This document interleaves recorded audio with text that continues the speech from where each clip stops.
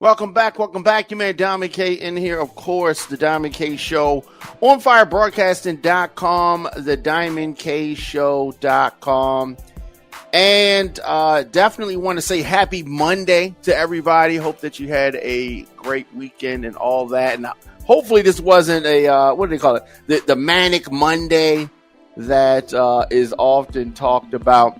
A lot of things that we have on the schedule for today. A lot of things to dive into. So we're going to talk about a couple of things. So starting off, we're going to talk about where things are with regards to the U.S. and Colombia.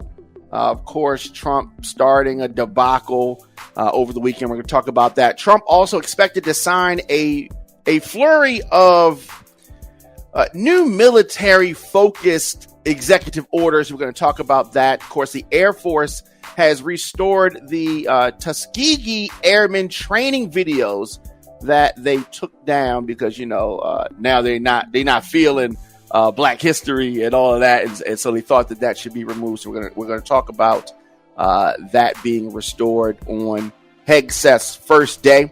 J.D. Vance made his first trip as vice president. We're going to talk about that. Vaccine bills stack up in the state houses across America because of things that the Trump administration are doing. All the Senate Democrats, except for Fetterman, have condemned the January 6th pardons in a resolution. We're going to talk about that. An incarcerated transgender woman has challenged Trump's order on gender. And in hour two, we're going to be joined by a member of the Maryland Republican Party to talk about Trump and how his agenda affects the Black community. We're going to talk about that. Also, Chiefs and Eagles, Super Bowl set. And should women run a major haircut past their man before she cuts all her hair off? We're going to talk about that and much more today. So with regards to Colombia, right? And I'm not talking about Colombia, Maryland. No. We are not talking about Colombia, Maryland. We are talking about the country of Colombia, right? Over the weekend, Donald Trump had a temper tantrum, and it's not a surprise that Trump would have a temper tantrum. That is what he does. That is what he does. But we're going to talk about this now. So here, let's get into this scenario, because when you have somebody in leadership like Trump who has threatened to do these kind of things, this is where we are. So as far as Colombia goes, Trump and his minions are suggesting that, we won, the president won, and it's very childish. It's very childish when you sit and think about it. So you have someone who says that if a country does not do what he says, then he's going to sanction them. The White House has claimed victory in what they're calling a showdown with the country of Colombia. And this is over accepting flights of deported migrants from the U.S. yesterday. So hours after Trump threatened to some steep tariffs on imports and other sanctions on this long-time U.S. partner, it appears that they have come to some type of agreement. And it's unfortunate that this is the steps that are being taken with, as I said, long-time partner. So the long, close partners of the United States and Colombia clashed over this issue of the deportation of migrants. The deportation of migrants and impose tariffs on each other. Trump says, we're going to put tariffs on you. And they said, well, we're going to put tariffs on you. And that's what happened yesterday. And this is going to be on the goods of each other's country to show that they could, I don't know.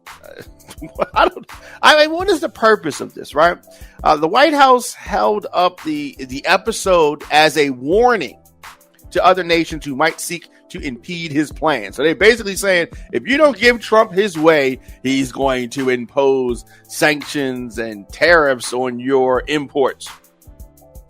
So there was earlier a ordered visa restriction, 25% tariff on all Colombian incoming goods, which would be raised to 50% in one week, and other retaliatory measures sparked by the president of Colombia's decision to reject two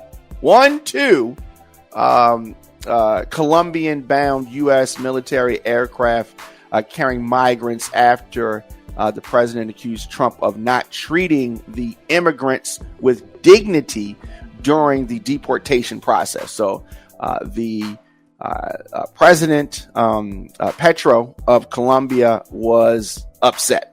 And he announced his 25% increase in Colombian tariffs on U.S. goods. And at the end of the day, I guess they've worked things out. Trump says that the measures were necessary because Petro's decision jeopardized national security in the U.S. by blocking the deportation of these two individuals. Interesting. It's like, a 5-year-old is governing the country. So not sure why it has to be this way. But this is the way that it is. So, they're going back and forth.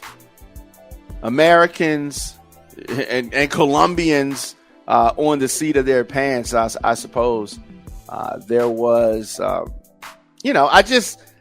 are other ways to do this.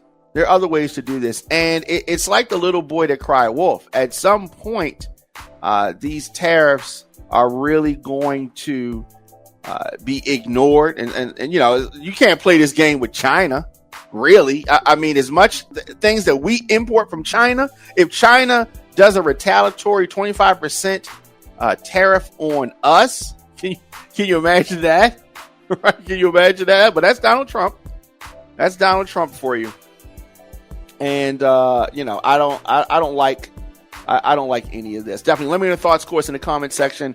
Instagram, Facebook, Twitter, LinkedIn, TikTok at The Diamond K Show. Of course, on Blue Sky, I am at The Diamond K Show. Now, Trump is expected to sign a flurry of new military-focused executive orders. So I know what you're saying. What? He's signing more? Yes, he is signing more executive orders. Now, executive orders, we talked about this yesterday. We also talked about this on Friday. Executive orders are the tool of the president, and it is a way to kind of get around Congress and enact some things that a president wants. It is legal as long as what they're trying to do the president does not go against the Constitution. All right. As long as it does not go against the Constitution. Now, that is something that I'm sure Trump is not. He's going to probably ignore. He's going to probably ignore things that that he wants to do. If they go against the Constitution, he doesn't care. He's just going to completely ignore that. He's going to completely ignore that. And that is what he has been doing. So we are a week in, and the Trump Justice Department says it has fired employees that were involved in prosecutions of the president. No surprise there. That's just how he rolls. The Justice Department says it has fired more than a dozen officials who were involved in the prosecutions.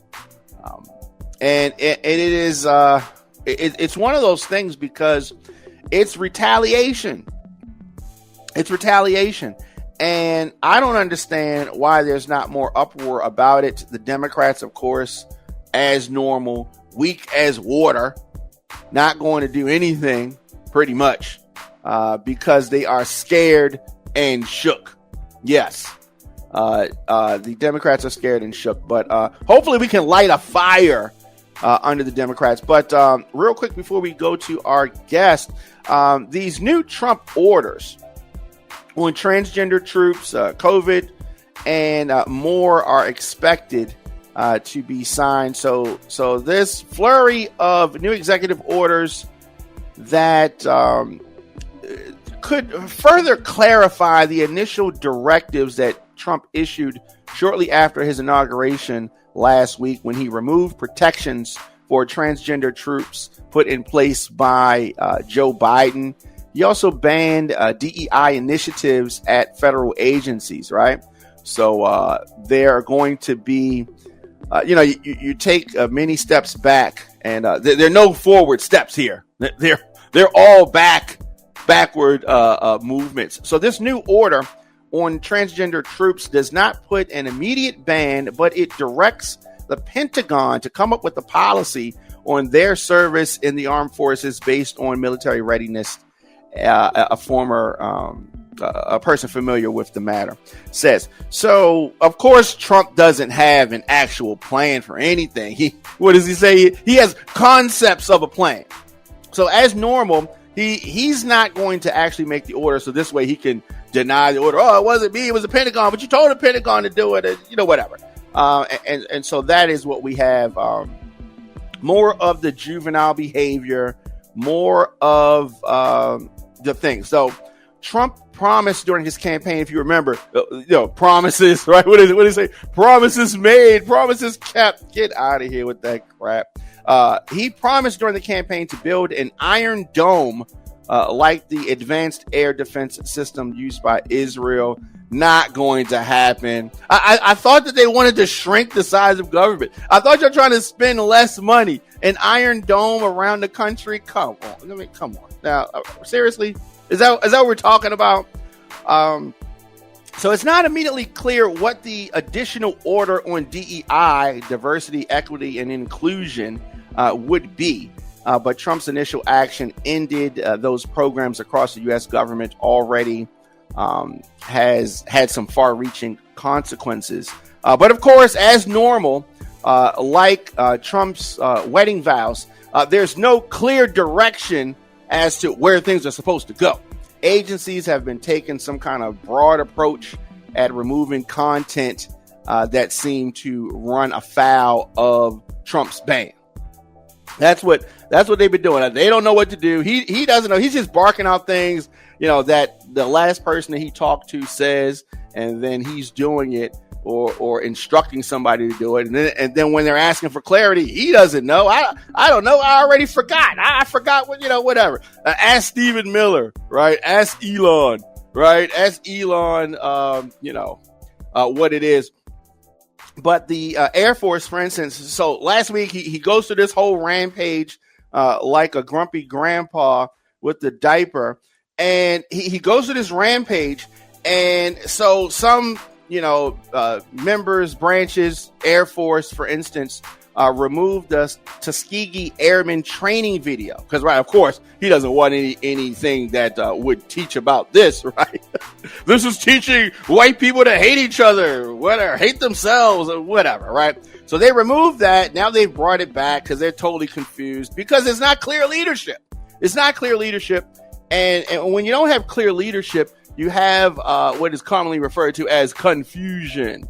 So we're going to do this. We're going to take a super quick break, and then we're going to come back, and we're going to be joined by a proud member of the Maryland Republican Party.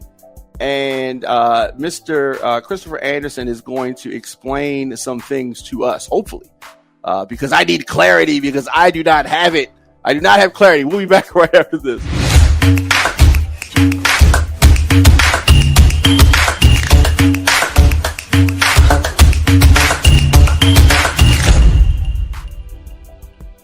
Welcome back. Your man Diamond K in here, of course, the Diamond K Show on firebroadcasting.com, the diamondkshow.com.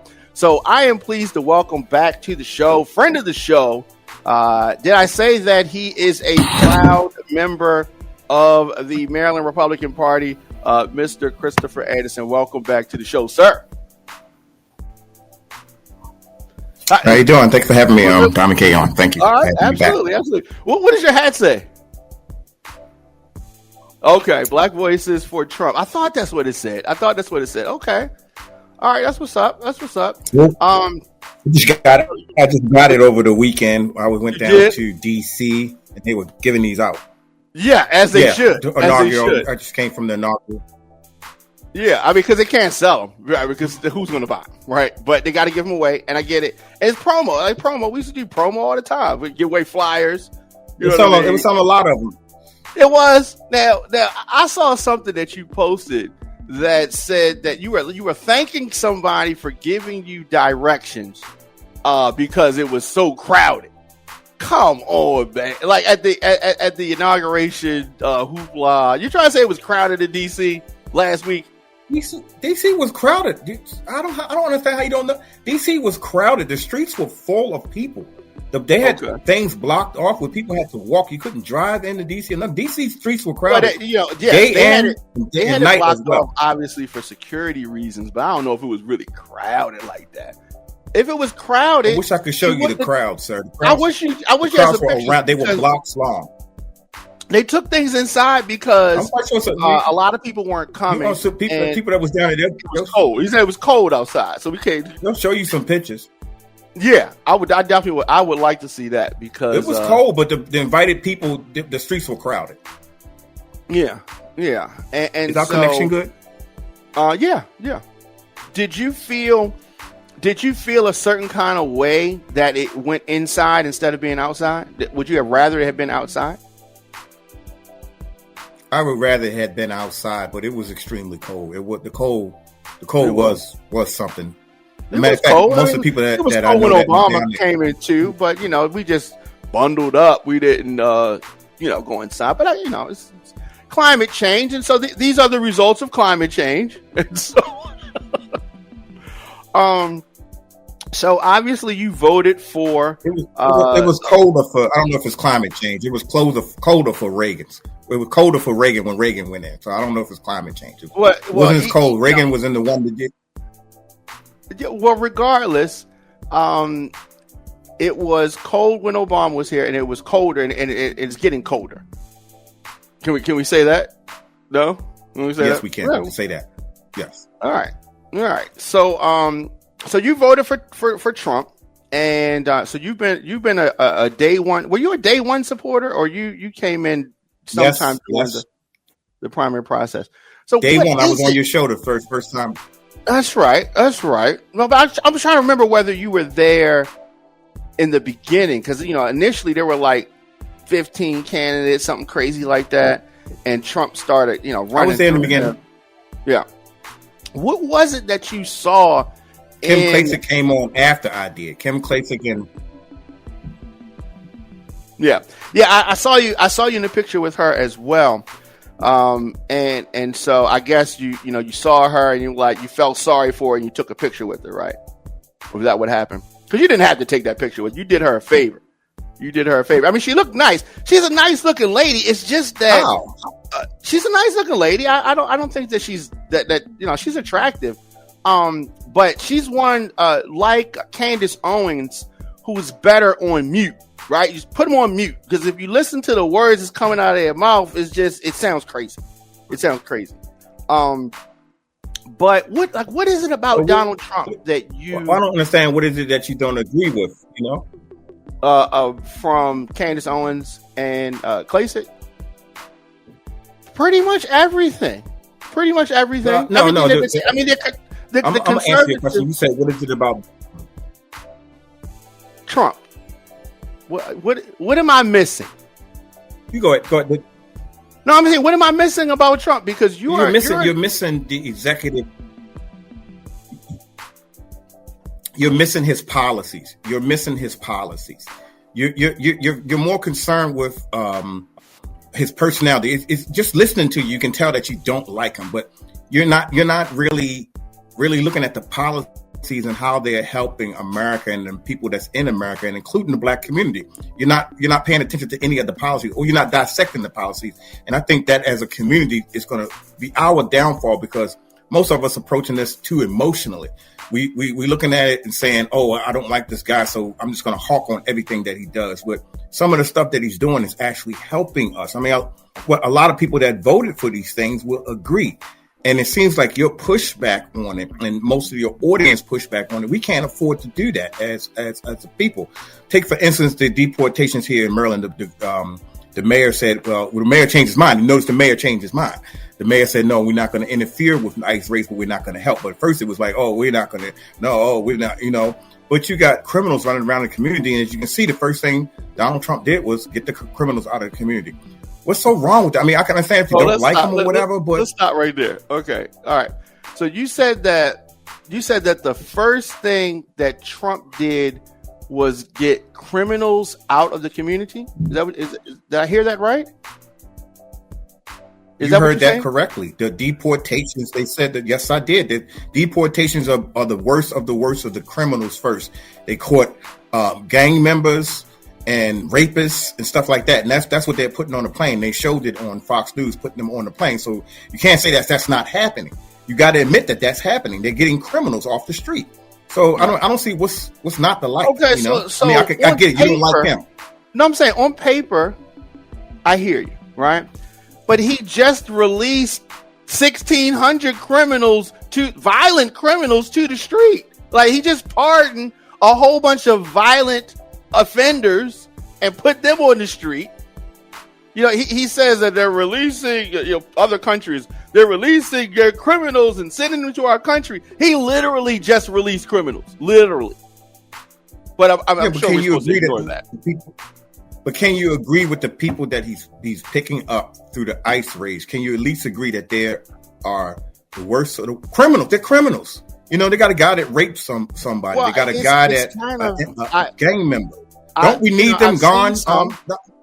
I've seen some, but it's kind of hard to look at this with a sober mind when the person who's doing this has 30-some felonies, right? Well, so we say criminals. Is he deporting himself back to Germany, where his family's from? No. His wife is not a citizen. 2 of his 3 wives were not even born here. Criminals. 2 of his 3 wives were not even born here. So his fascination, obsession with immigration is mind-boggling. His grandparents are not from here. And so it's just, it's like this picking and choosing how we look at immigration. Immigration needs to be gotten together, right? The border is not the way it's supposed to be. Yes. I agree with that. The process needs to be fixed, but we have so many politicians in Congress that don't really want to fix the issue. So we got these executive orders, this and that. The next person's going to come in 4 years, 8 years, and if they don't like what Trump has did, then they're going to change it, and they're going to make their own executive orders. And this has been the pattern for years and years. If Congress really wants to change the law, then they can change the law, but they don't want to fix it. That's true. You're right about that. They don't want to fix it. That's why Trump is brave enough to do an executive order to bypass them, because there's people back and forth in Congress slows us up. This man is being the fastest. He's got more done in 4 days than Joe Biden did in 4 years. I mean, he got the military down at the border to stop the people from coming in. You got to admit it. This is what we needed done. It got done in 4 days. It got done in 4 days. Oh my God. It's got done in 4 days. 4 days. Yes, closing that border off is a big thing.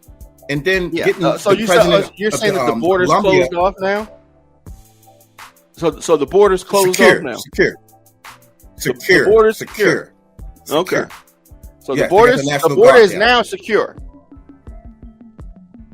How hard was that? So you're saying that the border? What are you using as the metric to say that the border is secure? Well, they got the military. They flew the military down there and they stopped the people from, as much as they possibly can from coming in here illegal. Some of the people have turned back because of the military presence down there. Some of the people that's coming in the country illegal turned back and went away. And then on top of that, he's deporting people. So he's actually secured the border a bit, and that's 4 days. He did that in 4 days. So now, so that one's done. He's fixed the border. So the border's fixed. Okay.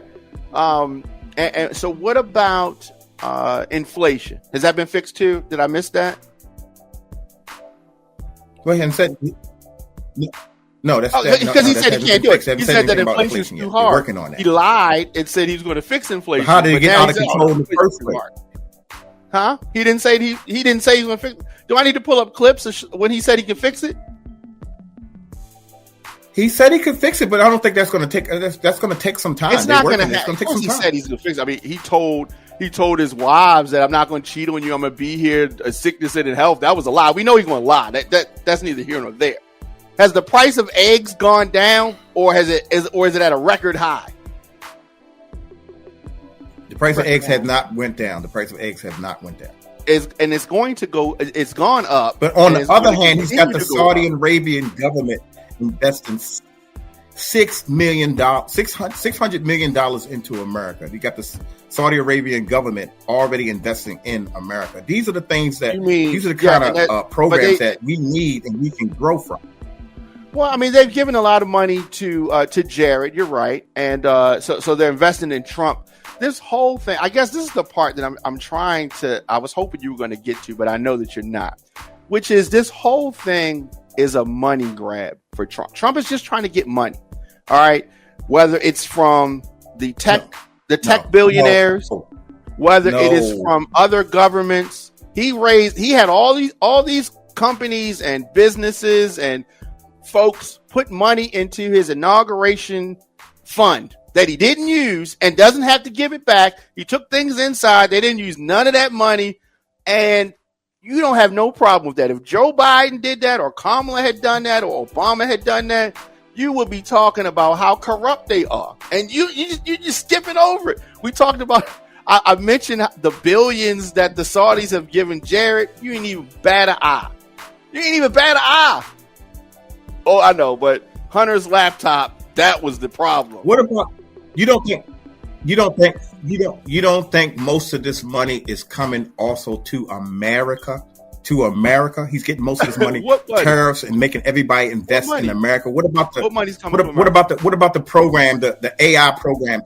You think that they're investing in this money just to give it to Trump? No, that's not corruption. He's getting this money to invest in an AI for America to advance us in almost every way. The tariffs alone will bring money into America. The tariffs alone is what got us money from other countries. Instead of people taking money, do you think giving Ukraine billions of dollars, giving away money versus bringing money in is better? No, it's not better. I mean, you can't sit there and say that. Well, let me say this part about the Ukraine situation. I never was a fan of, the arrangement that they have with Ukraine. But what is not often talked about is that America gives money to many countries, like Israel. You can't say, you say Israel can't get money, then all of us, you know what I mean? It's just, we give money to a lot of countries. They just, we shouldn't be. No, but we do. Be. We do. Yeah, but he's putting a stop to that. No, he's not. He's putting some proof that he's not doing that. That's Ukraine because they did not. They did not blackmail Joe Biden the way he wanted them to. So and that's what got him impeached the first time, right? And so we have a tendency. America has a tendency of putting our noses in other people's business when there are natural resources there that we want. That's when we get involved. Your new Secretary of State is going to try to make a case to have American troops back in Afghanistan very soon. He's been already saying stuff, Rubio I'm talking about. He's already been saying little things here and there. And before you know it, they're going to have us back in Afghanistan. in another forever war, and I thought Trump was the person that didn't want any wars. Well, you're talking about stuff that hasn't happened yet. So no, they're already setting the stage. I mean, they're already setting the stage for it. But if you, it hasn't happened yet. Yeah, I mean, yeah, okay. But I think that we should pay attention to the signs. I know he stopped the money from Ukraine. The money from Ukraine did happen. He stopped the money going to Ukraine. Well, speaking of stopping Ukraine, and that's taken off. I thought he said that he was going to stop the Ukraine-Russian war within 24 hours. He said even before he got in office. Did he not say that? Or he said that. He said that. And so it's been plenty of time. So now he's saying it's going to take 100 days. Yes, it's going to be 100 months. It's going to be 100 weeks. It's going to be. He ain't going to be able to control it. And I'd rather for him. I'd have more respect for him if he say, "Okay, I said this. Thought I could do this. You know what? We can't do that." But he ain't going to say that. He's not going to say that. He's going to blame it on. He's going to blame it on Obama. He's going to blame it on Kamala. He's going to blame it to someone. Go ahead. I'm sorry. Put the blame where the blame goes. The blame really will go to Putin. I agree. Putin's not going. As you can see, Putin's just an alpha male too, and Putin's not going to just sit and roll over for Trump as people thought that they were in each other's pockets. So you got to get Putin to agree to things. But on the other hand, he's already secured a ceasefire in Gaza. And he's already got hostages back. So he's working on one war. And now he has another one. Trump did not get the ceasefire in Gaza to happen. That was something that had been in the works since the spring. You don't get in a negotiation with a ceasefire for a war that's been happening. It just all of a sudden happened. This is something that's been in the works since the springtime. All of a sudden happened. That's what you're saying. You're saying it just all of a sudden happened. War just ended. Trump came in, ended the war. That's what you're saying. Or got a ceasefire. Because I guess you don't think that his inauguration. They ain't signed no treaty. The war ain't over. You don't think January the 20th they will. It's not over, but it's a ceasefire going on right now. Why before Trump got in office? What did he say? Trump said if those hostages aren't released by the time I'm inaugurated, it's gonna be some troubles over there. Next thing you know, there's a ceasefire. Hostages getting released. They released 4. Not all of them, but they started with none released before. No, it was. They didn't release none, but they didn't release. No, they had released some. They didn't release any before Trump. They had, and some folks have, some hostages have been killed, all different kind of stuff, right? But my point is that if anything good is going to happen, you're going to say that Trump did it, even if it happened before, because that happened before he even got in office. But you're going to say that he did it because they were scared of him, right? Scared of him. No, that didn't happen before he got. Yes, they're scared. Yes, they're scared of him. Yes, they're scared of him. Yes, they're scared of him. Yes, and that's what we need as Americans. Yes, they're scared of him. Yes. Okay. So you said it. I'm glad you said it, and I didn't. I was being sarcastic. Man. Yes, they're scared. You being serious, and I'm being sarcastic. Ain't nobody scared of Trump. Here's the thing. What do you call it? What do you call it? They're scared of him. Yes. Why did Putin? Why was he able to end the war? Just sent a plane to pick up their illegals because Trump said, "I'm not going." That's not what happened. That's not how. That's just not how negotiations work. That's not. It doesn't work that way. And then on the other hand, I guess the other thing that we haven't talked about is the influence of Elon Musk and how Elon has just been making Trump look like he is subservient to Elon Musk, like he bought a president. Like that's what it looks like. It looks like he bought a president. I mean, everything's for sale. Well, I'm just going to go ahead and say right now, right on your show. Yeah. No, I don't think the country said. I don't think Elon Musk, when he did this salute, everybody's trying to say he didn't make it or didn't. A simple apology would say, "Hey, I shouldn't have made a salute in the air while on the stage." I mean, but I can't. Elon's not the president. Well, Elon's not the president. Some people are calling him the president. Elon needs to make an account for some of the things that he's a little too excited. True. No, he's not. He's not. Donald Trump is the president. You know Donald Trump is not going to have that. And they already sat Vivek down. I don't think that they're going to let Elon run reins to the country. That might be what Elon's trying to do. We don't know. I'm not going to sit here and say that is. But I'm quite sure a stop will be put to it if that's what he's trying to do. And believe me, the money he paid is not enough to buy America. I don't think it's enough. No, I said a president. President Trump rewarded him and gave him a department.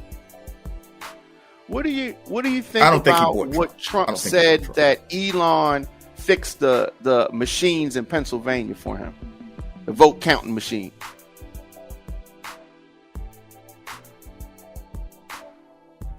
He said it. I'm just telling you what he said. I don't think that's true. I don't think Elon did. Trump was lying. I think again? Elon money went far. Well, I think he probably misspoke. You need fact checkers to analyze that. I know Elon put a lot of money into his campaign, canvassing wise, door knocking wise, and help him get the vote out. I know he did that. But as far as the machines going, Donald Trump might have misspoke, but it hasn't proven. And something that he says, like you said earlier, you was just being sarcastic. If he was being Donald Trump would just say anything right off the cuff. We already know that about him. The man will think he will speak before he think and say something funny, and then everybody takes it seriously. So he might have misspoke on that. I believe this is the same man, the same for Donald Trump. Anything's possible. I'm saying it's 50-50. It's 50% possible that he misspoke, and it's 50% possible that he spoke when he should have been not speaking on something that actually happened. So we're not going to know that. But there are no black people in his cabinet. He is rolling back things that historically have put us in position. You forgot about Scott Turner? Have you forgot about Scott Turner heading up housing? Okay, one. You forgot about Scott Turner? Okay, so we'll say one. Well, I'll give you one. Did you forget Scott Turner? I know what I'm saying. I'll give you one. I'll give you one person. Okay, so there's one black person. You said no at first. You said okay. So that's none. Because you said none. That's because all of the bootlickers and kissers of him that thought they were going to get something, the Tim Scotts, the Byron Donalds, that thought they was going to get a job, didn't get no job. And I just want to know how this person who has no record of helping black people, no record of having black people really in any significant way be a part of his team. True. Why do you think that MAGA's good for a black America?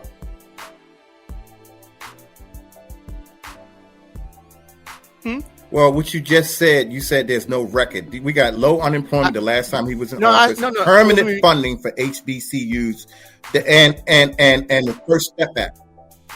So you when you say no, nothing, that we didn't get nothing. We got those three things. So you might analyze it or say something.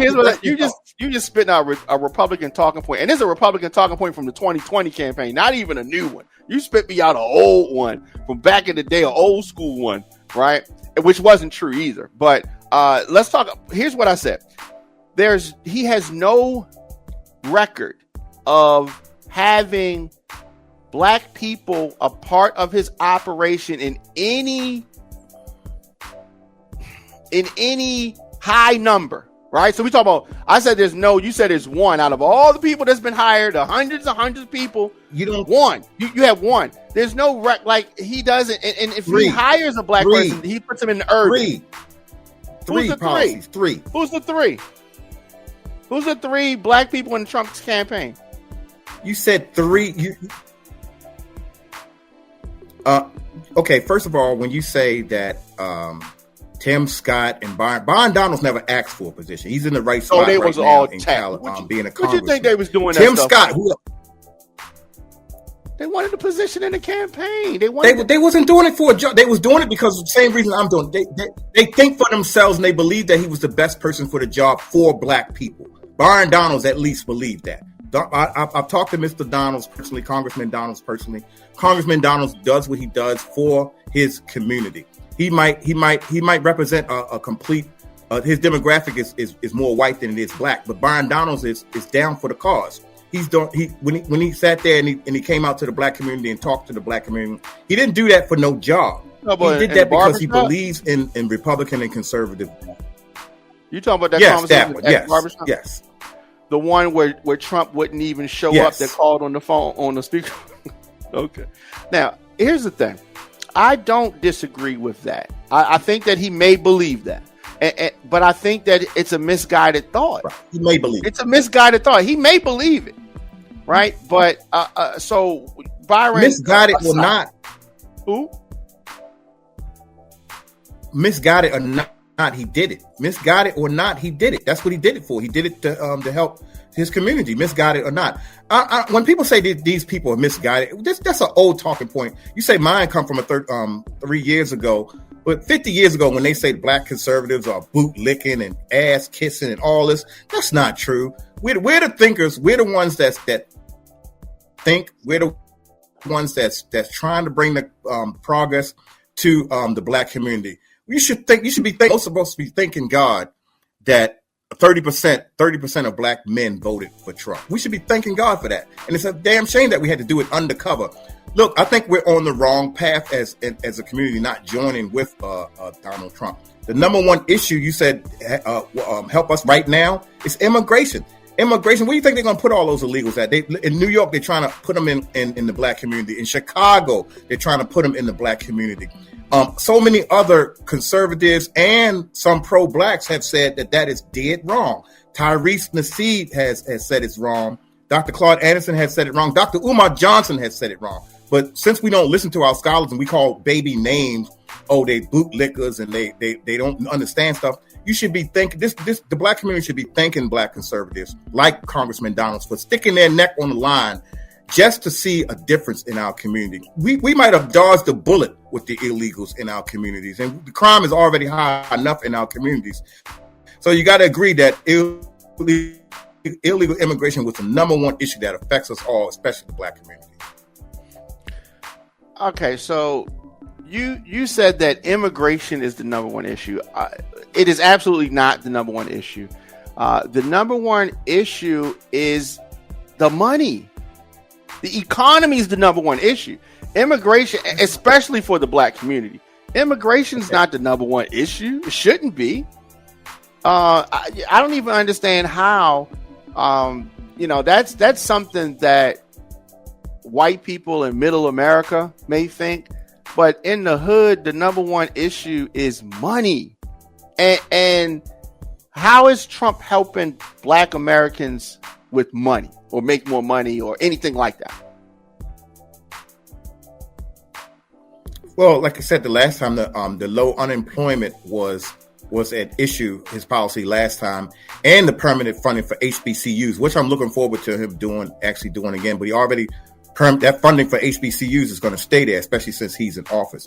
But as far as the money going, when they invested $600 billion from the Saudis, we don't know where that money is going to trickle down to. But it's there to invest in America, and we're Americans, and so that money is going to trickle down to us as well. Yeah. That does not help the black. You're shaking your head, but you don't know. Because that is not how saying that Saudi Arabia is investing some money in, and that's supposed to help black Americans is that's a bit rich. And that's not going to happen. What Trump has done with now every DEI has become a buzzword for a lot of different things. But everything that, and I'm not in full support of every little thing that they've lumped in with DEI. However, like many programs, they get co-opted by white women and they become just affirmative action. They become the sole beneficiaries of a program. And so it is just, when they talk about the DEI initiatives or affirmative action initiatives are racist against white people, which is mind-boggling. They were created because this country has a tendency to only think that white men can do all of the important things. And so you had Lyndon Johnson from pressure, and I guess initially from John F. Kennedy, put into effect some things. And these things were put into effect because we had to force and hold the feet to the fire of white men to open up the hiring process in schools, the admission process, all different types of things. And now, 60 some years later, white people are trying to act like, oh, okay, too many black people have gotten in, too many brown people have gotten in. There's something wrong with affirmative action. And I could connect affirmative action and DEI together. I think the DEI is like a descendant of affirmative action. You shouldn't. Are you? You shouldn't. No, it's not. Of the mindset that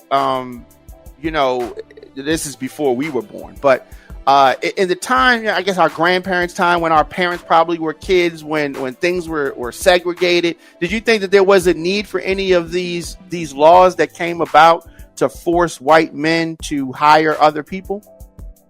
Or you didn't think that they had to hold their feet to the fire for a reason? Well, first of all, I don't think DEI is not the grand. The DEI should not be what you said earlier. White women have been the recipients of our affirmative action programs. We admit that. We have to fix that. Okay, DEI is not helping that at all. Okay, matter of fact, DEI is not working. By the way, that's all Trump took away was the DEI on the federal level. Look at California. They got DEI hires for the mayor, the fire department, and three of the people in the top fire department area are DEI hires. Yeah, and they're more thinking about transgender rights and representation. And they done burnt the damn whole state down.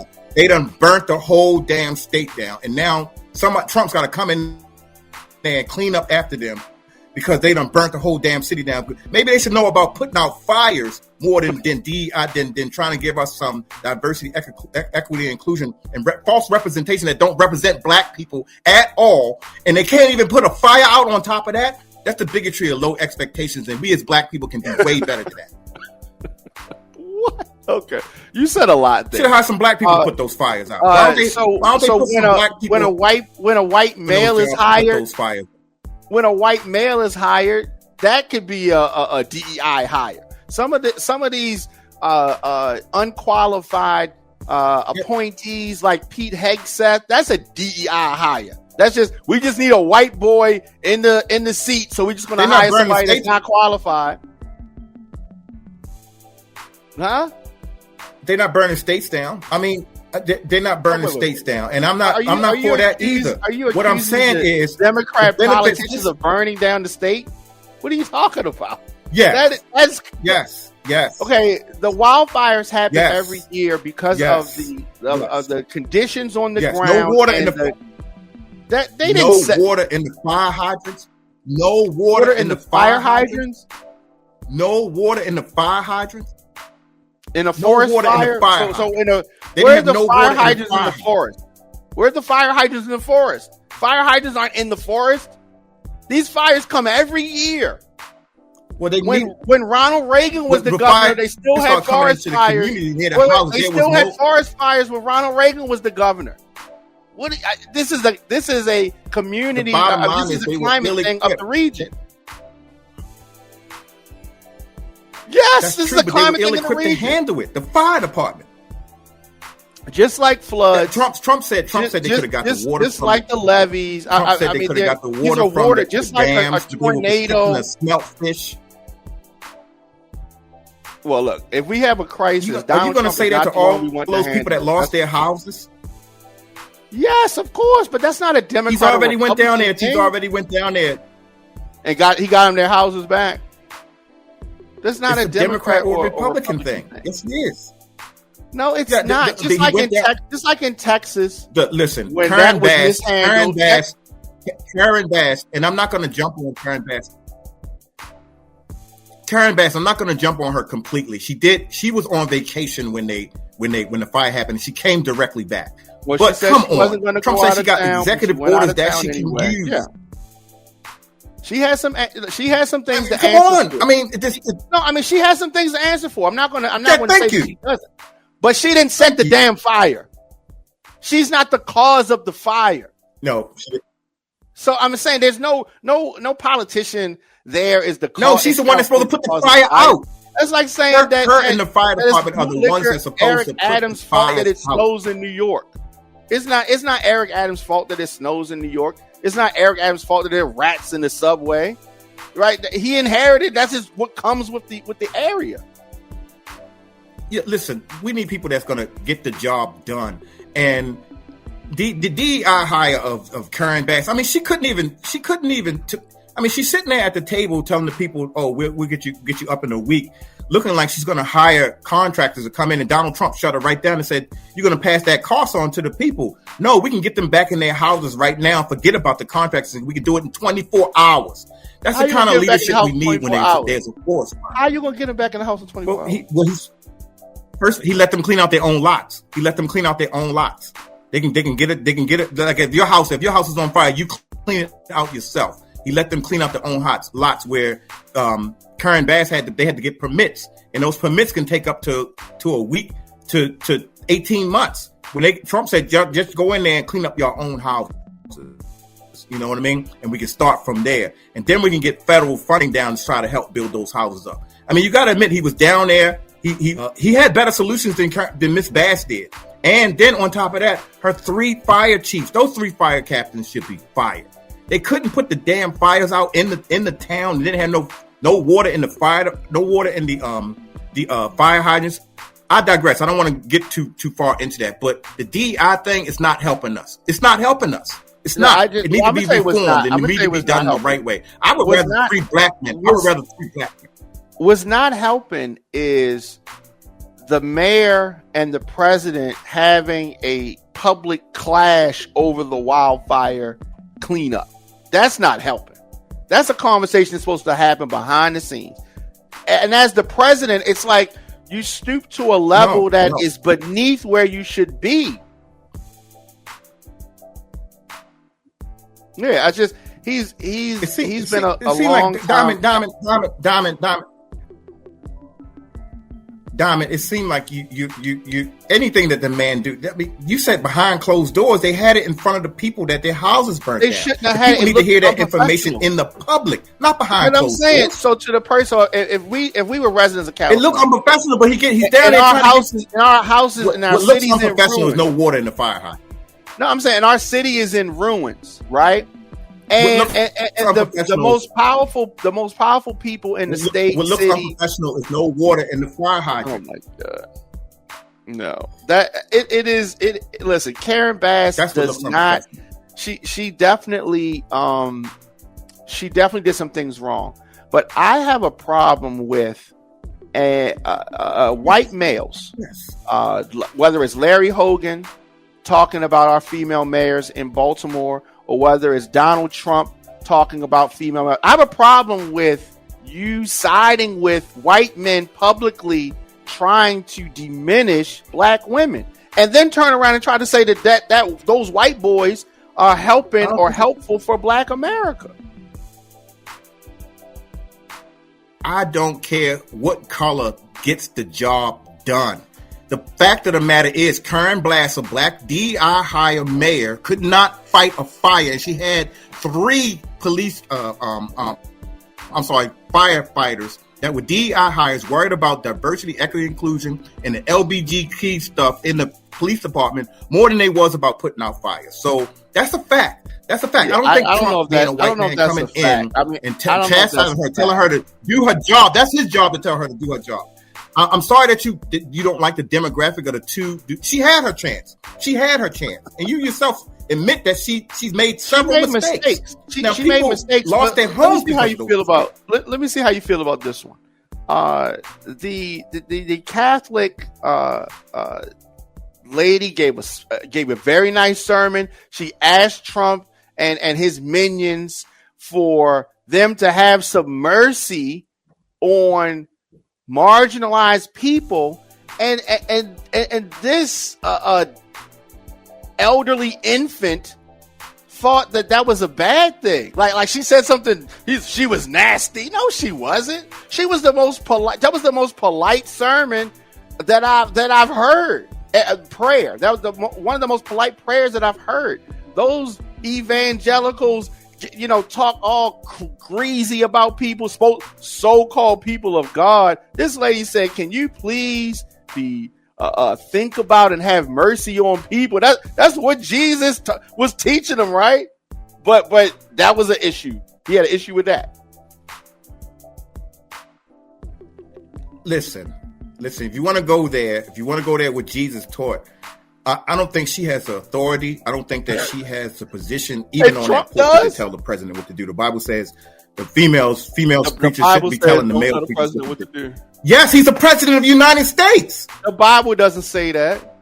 You said the Bible. Don't tell a man. Don't tell her. The Bible says that she is not supposed to be telling a man what to do. She's not supposed to be telling the man what to do. And then she was wrong. How do you know he wasn't going to have mercy? Him nicely. He never said I was going to go in there and get everybody. He never said that he was going to split. It seemed like she was on some sort of agenda type stuff and mad about the deportation. Let's get real. She's a Democrat. She don't like the deportation. She basically telling him don't do his job. Why is it? I mean, it's a no-brainer to me. It's a moot issue. She said what she said. I don't think she has the authority to say what she says. Not to the president. I don't think she said it in the correct way myself. I don't think she being a preacher. And you mentioned the Bible. The Bible says she's not supposed to do that. The Bible says that. The Bible says she is not supposed to tell the man what to do. The Bible says that. Listen, he knew that he was going to the Washington National Cathedral. And he knew that. And he's in charge of the country. Whole family went, and they knew who was there. Of the country. They knew who the bishop was. Do you think she should have had that conversation with him in private? No, I think that she should have had that conversation with him in private and not in public.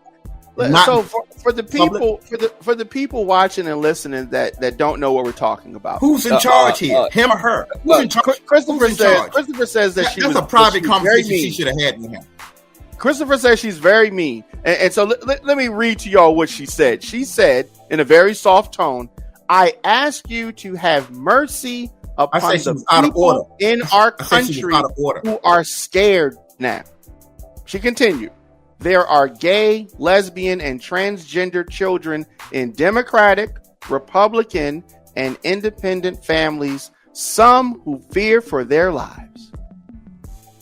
Whoa! What is wrong with fear for their lives? First of all, is that true? Fear for their lives. Are there gay Republicans? I can name it. Tim Scott. Fear Tim for their Scott's lives a gay Republican, allegedly. Maybe they're false.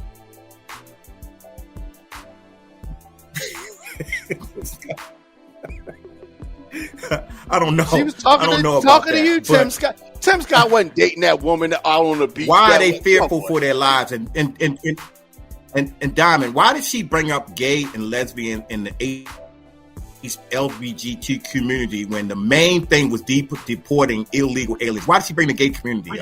I'm tired of our plight being other people jumping in on our plight. I don't know. There's nothing for them to be scared of their lives for. I don't know why. What are they afraid for their lives for? Afraid for their lives? Afraid for their lives? Afraid. This woman on the pulpit really seriously said that they're afraid for their lives. Well, what's happening that they're afraid for their lives? What's happening? Policy being changed? Lindsey Graham won't come out and admit that he's gay. He's afraid to. Tim Scott won't live his truth. She was fear-mongering up there. She ain't supposed to be doing that from the pulpit. I'm surprised that she said it, but I don't have a problem. It wasn't like she said something mean to him. Like, yeah, okay, I was surprised she said that. That's every church is not going to say that. I think she said it, but I don't think it was mean. I think she was out of order. She was out of order. She was out of order. She was out of order. She better not say nothing to the president. Out of order. Well, they look out of order. She's out of order. She's not one of his advisors. She's out of order. She ain't out of order. She's out of order. Biblically, if he had a problem, then why he ain't get up and leave? Biblically, she's out of order. She's out of order. No, she ain't. They put her there. Like, he knew what it was. Like, she has been. She is a member of the left, and She has been critical of him in the past. She has said things about him in her speeches in the past, sermons in the past. And so that's all. But let's not act like these evangelicals don't give their thoughts on the pulpit. They was talking greasy about Biden, greasy about Obama. She wasn't even talking greasy, and she was super polite. But if one of those 70-year-old white boys does it, you like, cool, good, absolutely. But this lady says it with the most soft spoken. Can you be nice to people? And she's a nasty woman. Unbelievable. She was out of order. She was out of order.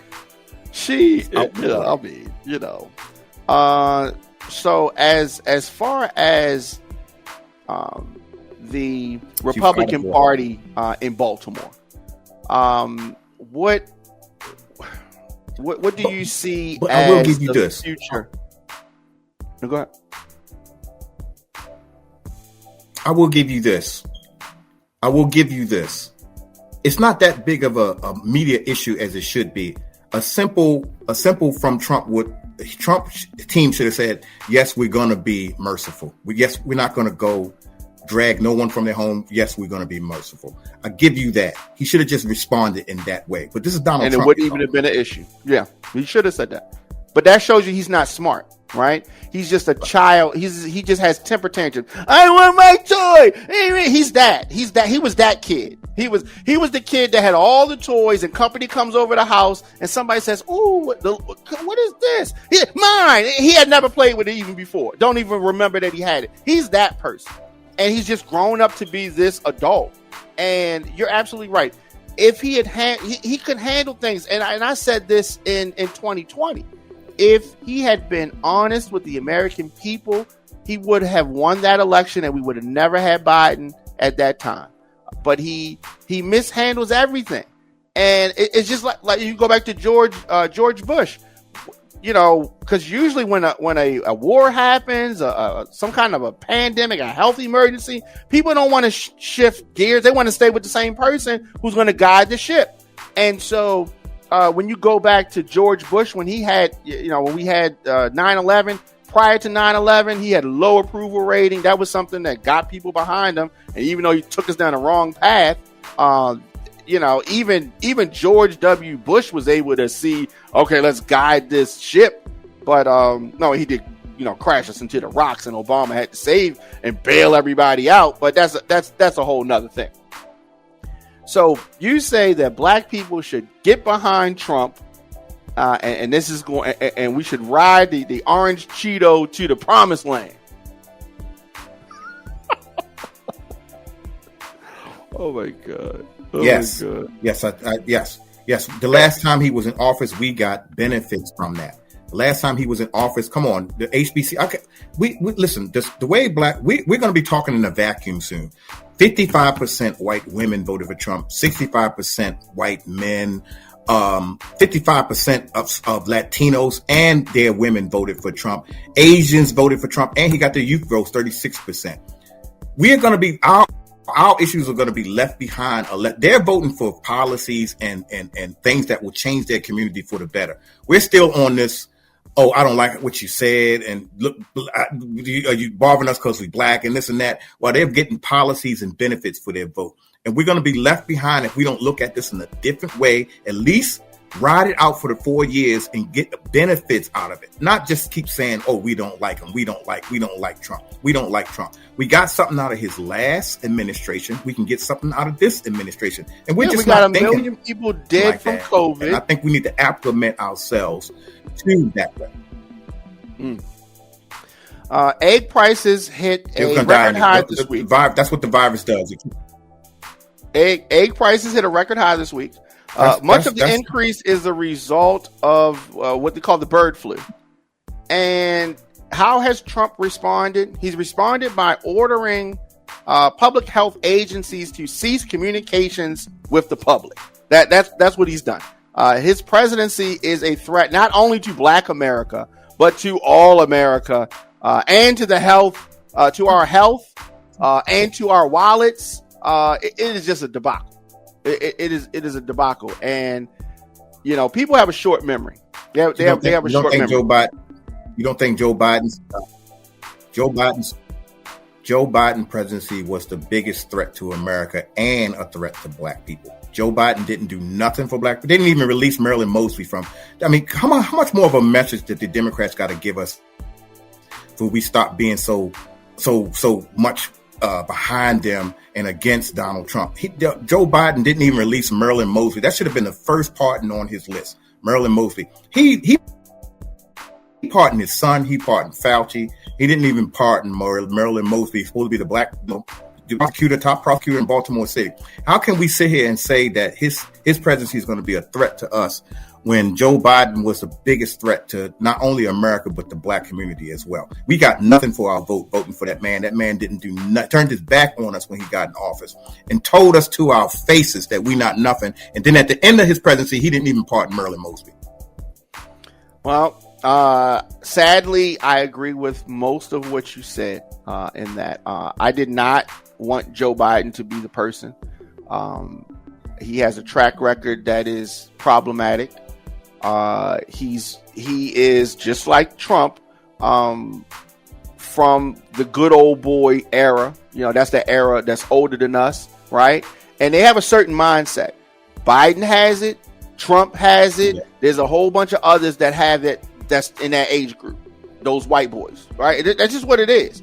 And so I'll be happy when we move to the next generation. Why are we behind them like that? I'm saying, listen, I'm not saying that Biden was not my pick, okay, at all. In 2019, Biden wasn't my pick.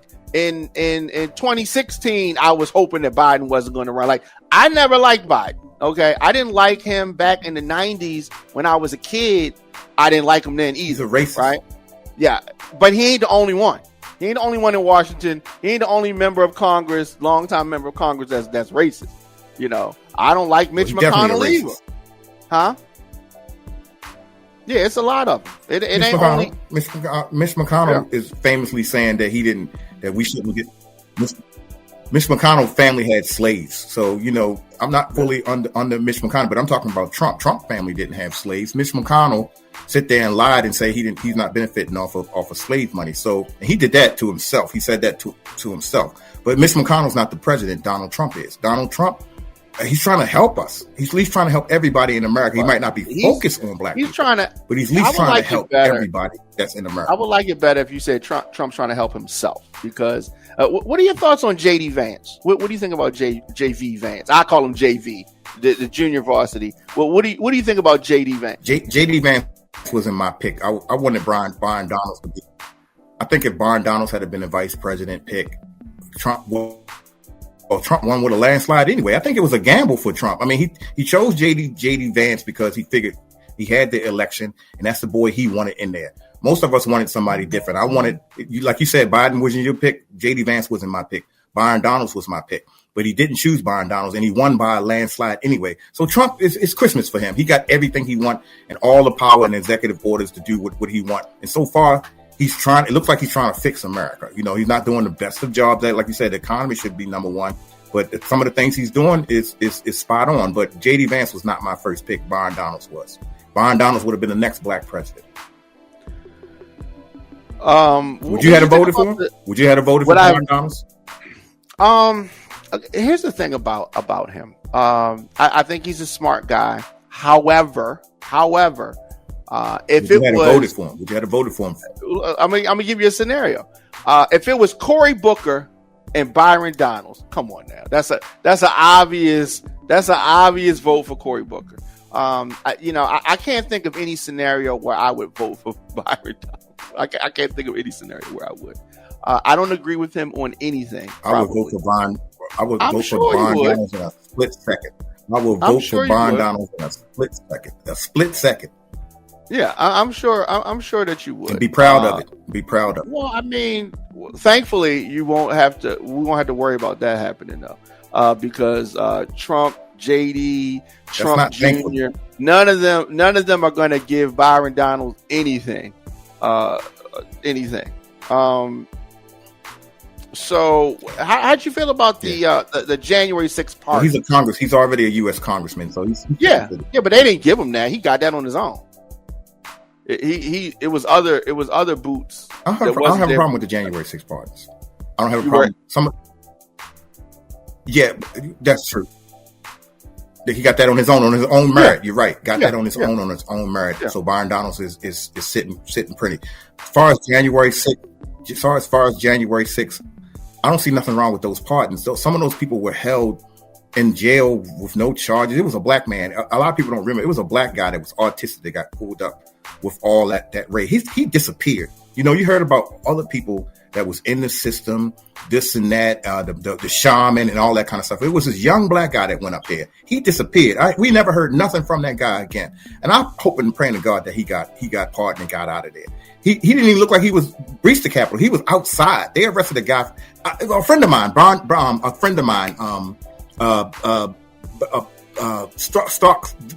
Struck. Brandon Struck got arrested and he was outside. He didn't even go in the building. So you just can't arrest people that was outside, that were demonstrating, that didn't do nothing. So I say, yeah, I'm okay with those pardons and those people that they let go. You don't know. Not everybody was there. The violently assaulted police officers. I thought y'all backed the blue. That's why I wore my blue sweatshirt today. I thought y'all backed the blue. But these are people that literally they were in jail. They served their time. They didn't serve their time.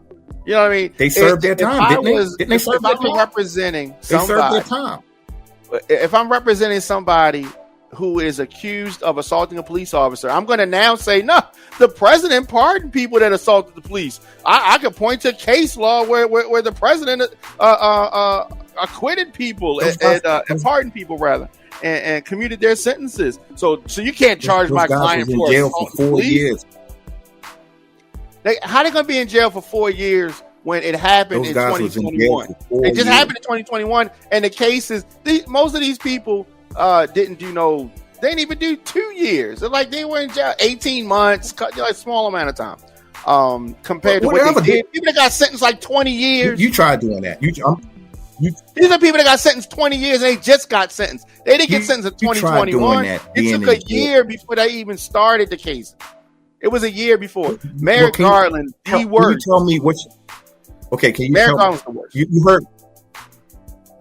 You heard what I said. What do you think was so wrong about them people being part? Yes, some of them assaulted police officers. Here's my thing. But the majority of them they locked up. This is didn't JD Vance, and Mike Johnson said that, and Pam Bondi said that they were going to look at each case. Now, I agree with that. Maybe there are some people there that shouldn't have been. Trump did a blanket pardon of everybody and commuted the sentence of some, maybe like 10 or 15 that were super violent. But my thing is they didn't look at anything. He set a very dangerous precedent that says political violence is okay as long as it's for me. And I think that, and I want you to mark my words, some of this stuff is going to come back to bite Republicans in the butt. Some of the stuff that y'all doing, all this free nilly stuff, the Supreme Court stuff, this taking away the security service protection of people that worked for him, this stuff is going to come back to bite. And I'm going to be right here, just like I'm going to tell Spanish people that voted for Trump when their grandparents get deported and their friends get deported. I'm going to say, I don't want to hear none of y'all blood clot crying. I'm just saying.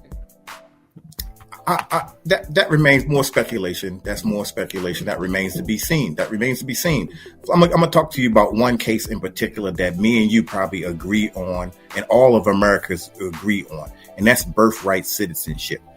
Birthright citizenship, Donald Trump has wrote a executive order to stop birthright citizenship. That's got to go to the Supreme Court. Okay, so it's going to the right place. It's an executive order right now, an idea that he has. But if it don't pass, it doesn't pass. We let the judges see about that. We're the only country that do birthright citizenship, and most people that are coming over illegally. We're not every nation does birthright citizenship. He's trying to take the motivation people to come he might be wrong about that. He might be wrong about birthright citizenship, but that's up for the Supreme Court to decide. So I don't think nothing's going to come bite him in the tail. But we'll hear everybody when the Supreme Court say, no, you can't do this. We'll hear everybody say, oh, we got you. No, that's what the Supreme Court's supposed to do. And that's what the president's supposed to do. He's supposed to write an order and say, I want this done. Here's the thing. That specific executive order is unconstitutional. That the issue of birthright citizenship is addressed in the 14th Amendment. It is addressed in the 14th Amendment. The executive order is unconstitutional. And so that's why you have all of these cases, 5 cases immediately, and there are going to be others. It's being upheld now. And it is, I'm surprised that he's challenging birthright citizenship. It's interesting. But he doesn't know the Constitution. He doesn't listen to his attorneys. He just doesn't understand. The historic foundation of that principle in this country reflects an aim to eliminate legal inequalities and promote, here's a word, inclusivity. Y'all hate that word, right? That's the sole purpose. We were in this country, our ancestors were in this country, and that is how we got the birthright citizenship. Because initially we weren't citizens, and so this is a foundational piece, or an early piece. It wasn't foundational, so maybe a little while after the foundation of the country. But regardless, it's in the 14th Amendment. It is clear, it is obvious. But Trump has shown his true colors. He's a colonizer. He's a colonizer, and that's what he is to his heart. That's why. But no, yeah, you don't think he's a colonizer? He's a colonizer of America. He's a colonizer of America. So he's trying to colonize America and make America great again. So you think that we should just take Greenland? We should just take Greenland. It's ours. We should just take it. Well, the Gulf of Mexico. He's trying to take Greenland. We get the Gulf of Mexico in a minute. Greenland. What about Mexico Greenland? And make it into a Gulf of America. Is it for the right reasons? I mean, isn't eminent domain? I mean, that's what they do with eminent domain. Am I correct? I mean, if you need it for the right reasons, we can't have eminent domain over Greenland. If you need it for the right reasons, yeah. You're not taking it to take away. We can't have eminent domain over Greenland. Like Alaska, we purchased Alaska. I know. But we purchased Alaska. The Louisiana purchase, we purchased that from France. We purchased that. Now, if you talk about taking something from somebody, so you think we should? We don't have no claim on Greenland. We don't have no claim on Greenland. No, we don't. Some of the things that Donald Trump has proposed doing executive orders, we got to admit some of the things are far-fetched. I mean, the Gulf of Mexico, Greenland's.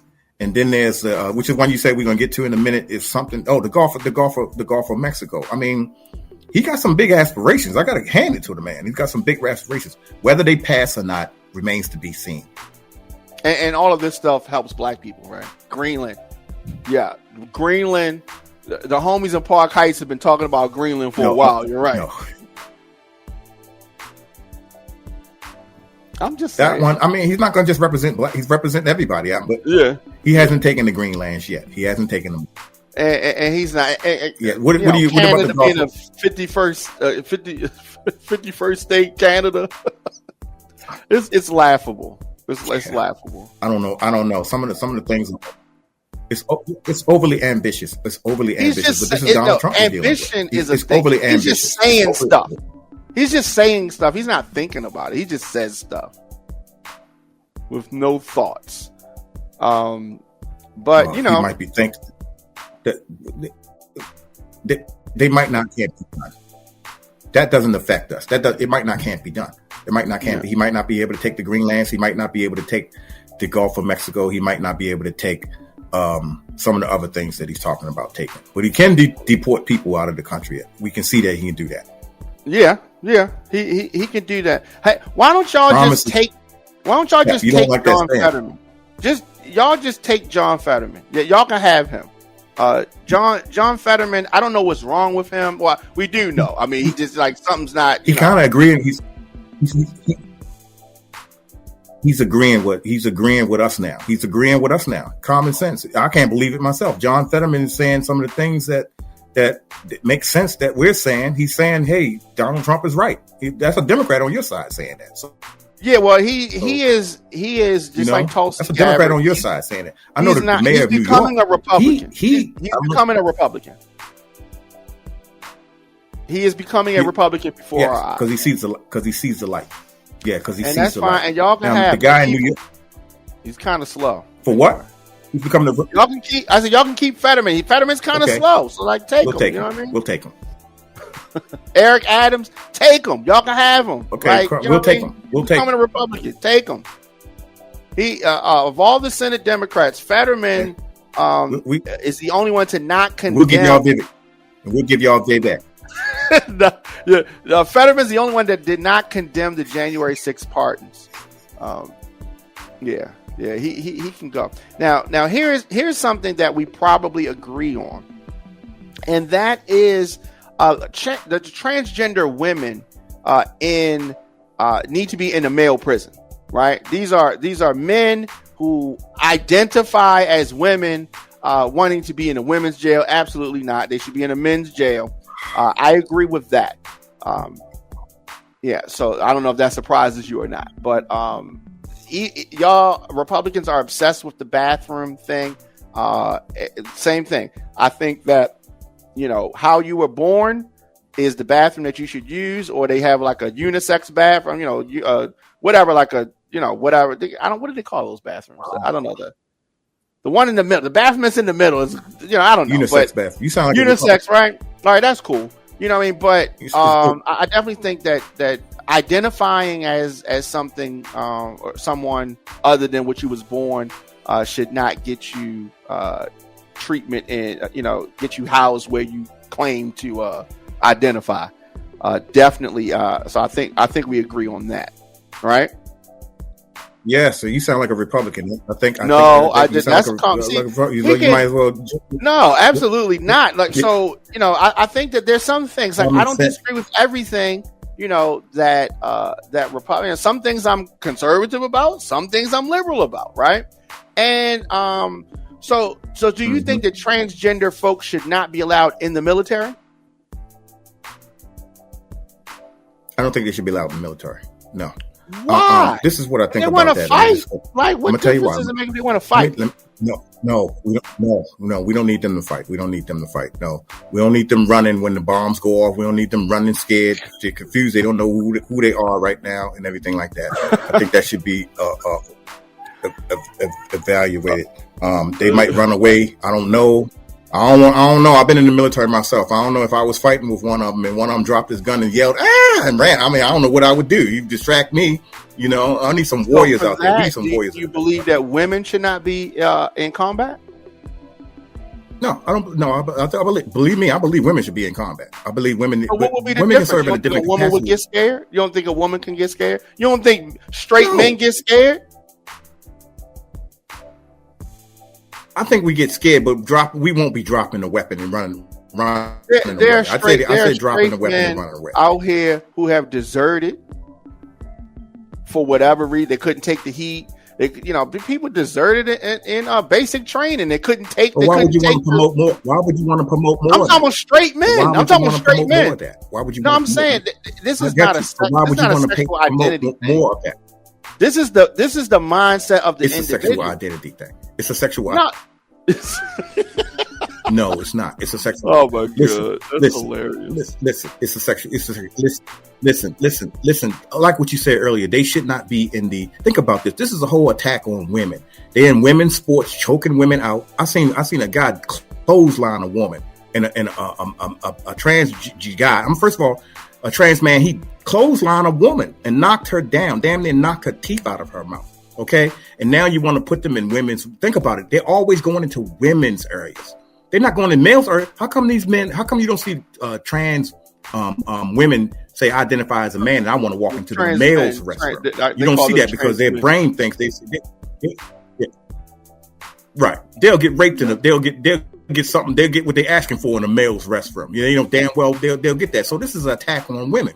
And furthermore, I agree with you. I don't think they should be calling themselves trans women. They talk about trans women or women. Trans women are men.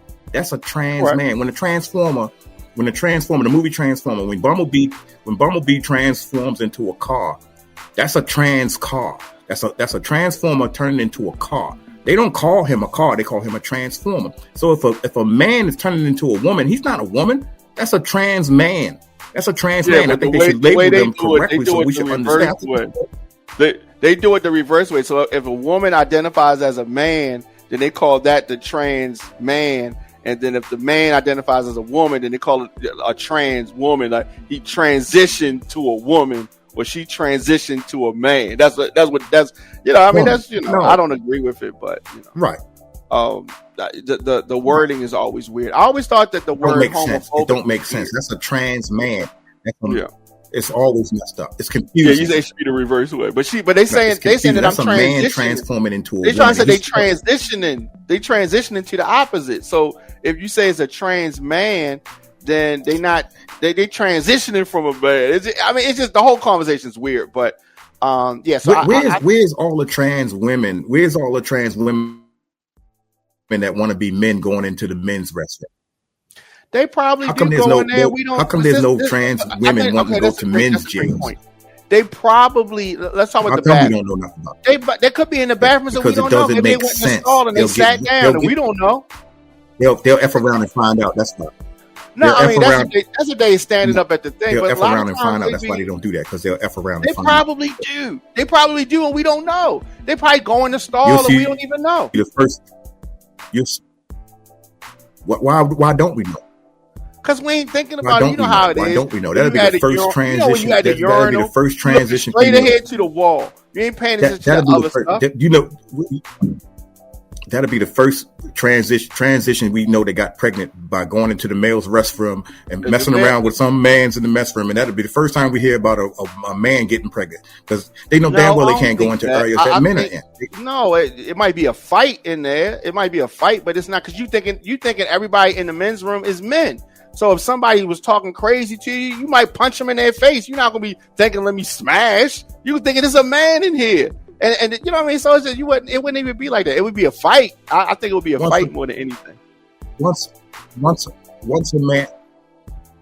a man realized that that's a woman that walked in the men's restroom, a woman, you don't, how are we going to know though? A rape will happen so quick. So rape will be on the rise. And they look like butches, so they're not gonna be appealing to us. They're gonna look like they're gonna have a regular haircut like we do, or a bald head, or braids or something, or a do-rag. A man will know. A man. Yeah, I mean, that's what we have in conversation. Especially a jail. Well, a jail is different, right? You know, but I agree with you on that. Now, in jail, way different. Yeah, you mess around, find out real different. That's crazy. Yeah, that's crazy. Right. So I'm glad we agree on that. That's two things. We could definitely agree on, on that. Now we probably not going to agree on these vaccine bills that have been stacking up across the state house, because Trump wants to put everything on hold till he gets RFK confirmed. But do you agree with the RFK nomination? Yes, 100%. I met him. Yes, I met him. The man, listen, the food. I did not know that Cheetos. I did not know Cheetos. That color on Cheetos is poisoning. I did not know that. Cheetos that you buy in the store. I did not know Cheetos were bad for you. I did not know that. I eat Cheetos. Yeah, well, I mean, I didn't know it's artificial. The stuff that they spray on. Yeah, it's not real cheese. Yes. That's not real. So let RFK get in there. I did not. I'm eating those things all day long, sir. I'm eating those things all day long, and it's but there's a lot of bad. There's a lot of bad things. Soda's bad. Liquor's bad. Most of the food that we eat is bad, but they They are tied in with big business. They pay politicians. They approve things that should not be approved. That's Democrat and Republican. Through their lobbyists. That's bigger than the parties. That's why we need to get the money out of politics. Yeah, we need to have money out of politics. And Donald Trump, get RFK. Yes, I agree with RFK. At least jumping on. I did not know. I don't even eat Fritos no more. I try not to. I cut down on all that stuff. I didn't know that stuff. The red dye number 3. Everything they sell the red. Same thing in other countries. They say you can't allow this chemical in. Yeah, but they have other chemicals and they just call it something else. We feed that stuff to our children. We feed but but I don't want you to act like other countries are better than us in this regard. So they don't use the same one we use. They call it something else, but it does the same thing. And it still has this, the orange still has the same color orange, and the red things, the stuff that's in the candy, that red dye number 3. That's in everything. Fruit punch. That's not really fruit punch. That's red dye number 3. And so I mean it's all over everything. Whether it's number 3 and they mix the dyes together to get the different colors and all that kind of stuff. I mean, if you go that deep into it, you won't eat anything. You're already spraying pesticides on our fruit and the vegetables. Well, give Kennedy. You ever see some of them chicken wings? Yeah. The chicken wing be like this big. You're like, how ain't no chicken wing that big? How did chicken wing get like that? The steroids. I mean, rat wings. Them rat wings. Right. Yeah. So let RFK get in there and do whatever he got to do. Let RFK get in there.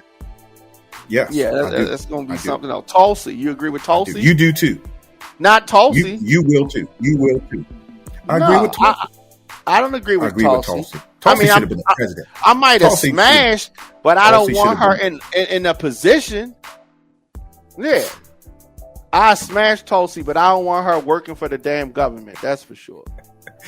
Why? She's not a DI. She's not DI. She's compromised. You'll smash her. Yeah, definitely. She's compromised. How? She's not. Hillary Clinton lied on her. Hillary Clinton lied on her and said that she was compromised. She was working with the Russians. Hillary Clinton did that to get her out of the race so Kamala can move forward. We know they're going well. Tulsi is highly qualified, highly military veteran, ran as a congresswoman, didn't have no scandals, no problems. That woman is highly educated. She got a lot of if anybody's more qualified for the job of the president, she's fine in that position. She's fine. She's not compromised. That woman is not going to sell America out. No, but she ain't fine for the position. Right? She ain't fine for the position. All right, she looks good, right? But look, leave Wonder Woman. Leave Wonder Woman in there. Leave Wonder Woman in there. I just put her on. Leave Wonder Woman in there. Leave Wonder Woman in there. I wouldn't want her around any national intelligence whatsoever. She is just like leave Pam Wonder Bondi. Woman.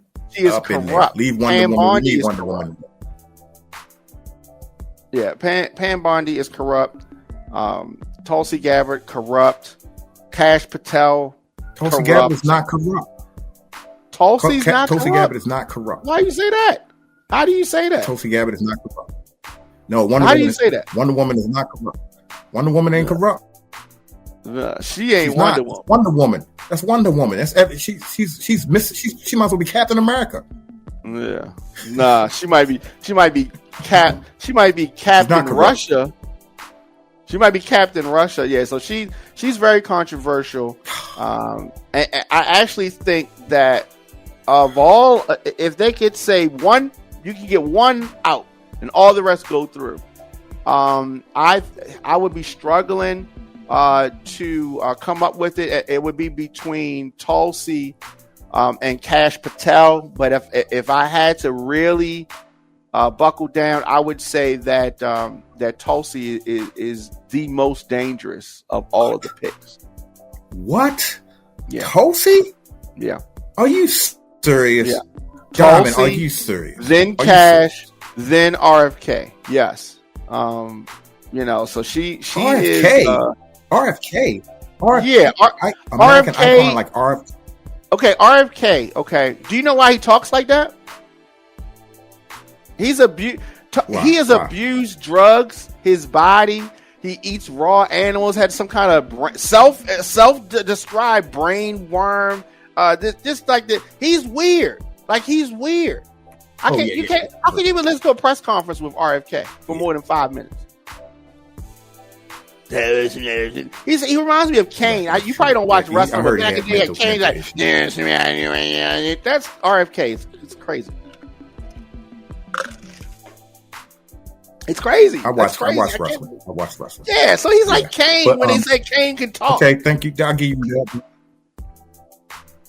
I didn't know he's only in charge of food. He's only in charge of food. Only in charge of food. I watch wrestling. Food is the difference between life and death. Food, he's not only in charge of food. He's in charge of.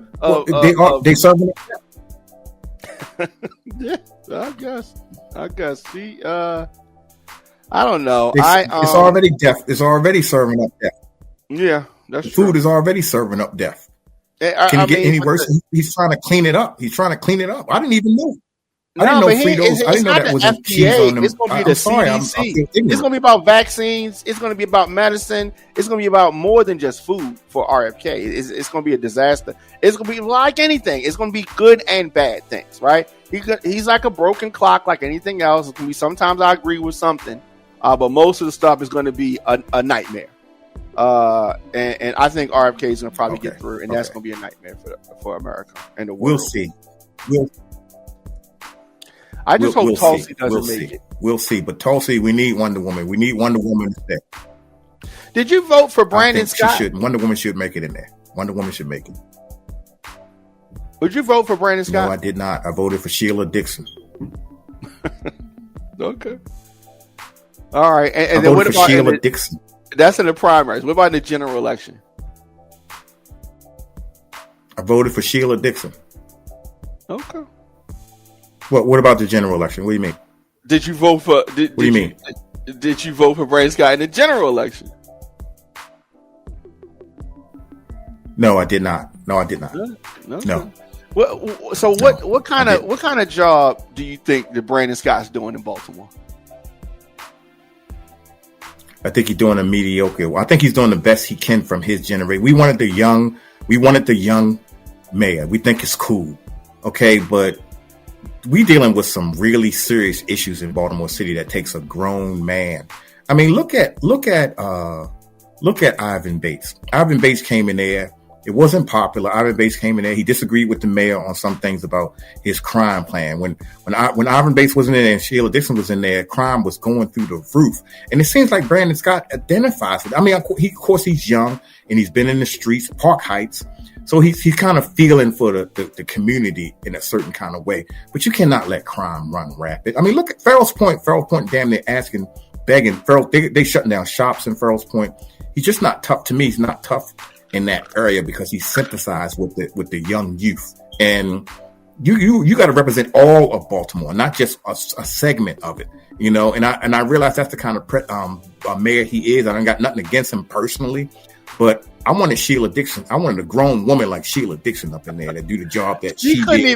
She couldn't even keep her house together. She had the guy that she dating throwing bras at her, cussing her out while she was on TV. Like, if she can't keep her house together, how is she going to be able to manage the city? She did once before. She managed just fine. Unless somebody come with some gift cards that she ain't gonna know what to do with them. That was a setup. That was a setup. It was. It was. That was a setup. $300 gift cards. I don't think Sheila even need $300 gift cards. No, it was something that was laying around the office and somebody used it, whatever. You know what I mean? She caught the blame for that. Yeah. So, what'd you think about Martin O'Malley for the DNC? He wants to be the head of the DNC. I think we need fresh. Yeah, I don't see no problem with that. I mean, yeah, I don't think so. I mean, I don't see no problem with Martin O'Malley being there. He was somewhat of a good mayor, but he wasn't the best his damn self. You know, some of the things he did, like locking so many people up. He locked so many of us up when he was mayor. You know, he just locked us up. I mean, it fits the DNC. I don't have no remorse, no nothing for leaving the DNC. The DNC is a mess, and Martin O'Malley ain't gonna be no better. He ain't gonna fix it. They locked up. That's all they do is lock up black people. That's all they do is lock up black people. Well, look, he yes, it is, but we're trying to fix it. Yes, it is. At that point in time, That's what they were doing. They were doing that in New York. Giuliani was doing it. They were doing that in other places. That's what they thought was the thing to attack crime. And Democrats and Republicans at that time were trying to attack crime. Lock up black people. Lock and up that's black what they people. Was doing. Yes. No. Democrats and Republicans. No Republicans. No, not Republicans. Rudy Giuliani did. Oh my God. What are you talking about? Not Republicans. Rudy Giuliani. Have you heard of him? Well, what was he? In New York. Yes, I heard. Same job. Yes. He was doing it. Yeah. You know, Martin O'Malley did not invent. Oh yeah, you invent that. But I'm glad that we're past. Rudy that Giuliani stage. did. You're right. Yeah, I'm glad we're past that stage. That was yes, a disaster. Right. That's why I don't know about bringing Martin O'Malley back, bringing him back to do it all over again. You go back to the DNC. No. But hey, if that's what. I saw Martin O'Malley the other day. We need some fresh ideas. You should run. Maybe you should. Yeah. Well. Yeah. I'll consult. Has he changed? I'll do communications with someone, but you know me. No, yeah, I mean, I saw him, and you know, I mean, he looks the same. It just, you know what I mean. It was just regular. His ideas changed. Ideas changed? As far as he still want to lock black people up, don't he? I would like to talk to him. We did not get a chance to talk. It was just kind of like a head nod kind of thing. It was a quick, passing down on what was that Fayette? We were passing the Fayette near the post office right at the courthouse. And, so I would have to talk to him and see. He definitely did some things that I have questions about. When he was running for president, I had questions about some things. And I thought it was interesting that he could not even I don't even think he could bring bring Maryland in. He couldn't bring Maryland with the vote. I don't think they were supporting him as a presidential candidate when he was running. So, but DNC is something different.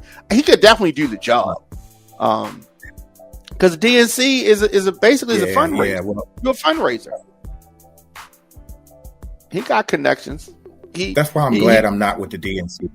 That's why I'm glad I ain't gotta make these decisions with the DNC no more. The DNC is bad for black people. I'm gonna say it right on your show, right. You can say what you want to say. I can say what I want to say. You said we were book pickers. The DNC is bad for black folks. Bad. And we should have a history. We got a long record of history with them to know that. They crushed it. They crushed the reparations bill. They crushed the reparations bill right in front of our faces. They were lying to us the whole time. And the reparations bill came up in the Democratic Party. The majority of Congress folks do not want any reparations bill. That's Democrat or Republican. The majority don't. There are some that do, but most don't. And that's going to be what it is. Anybody, it's dealing with money. If anybody can do it, if anybody can do it correctly, it would be the Republican Party. If anybody is dealing with money, if anybody could ever do it, a reparation's going to come out on the Republican side. No. If a reparations bill ever come out, it's going to come out on the Republican side. I'll say it again. If a reparations bill ever come out, it's going to come out on the Republican side. Yeah, so it's going to never come out because that ain't going to happen. I mean, look at Diamond. Look at Tim Scott. Tim Scott a Republican proposed a police reform bill. A police reform bill coming from a Republican, Tim Scott. So, I mean, if we had the right people doing it, but all I know for a fact, it was laughable. Yes, laughable. It was laughable. Tim Scott is a joke. Really? Yeah, Tim Scott is a joke. Before we go, and I have thoroughly enjoyed this conversation. I'm looking forward to you coming back. Let's talk a little bit about Baltimore's GOP a Central Committee. What kind of work is the Central Committee doing? Same thing, fundraising and trying our best to wave awareness that the Republican Party is in Baltimore City. And a lot of people just did not know that. That's how I found them. We needed an alternative. We don't need one party rule is hurting us. One party rule is hurting us. So the Central Committee is trying to raise awareness that we're here, that we want to help the community. We do a lot of fundraising. We do a lot of press conference. We let people know that, hey, listen, if you say you want to change, we're a change. You have an alternative. You have an alternative to look to.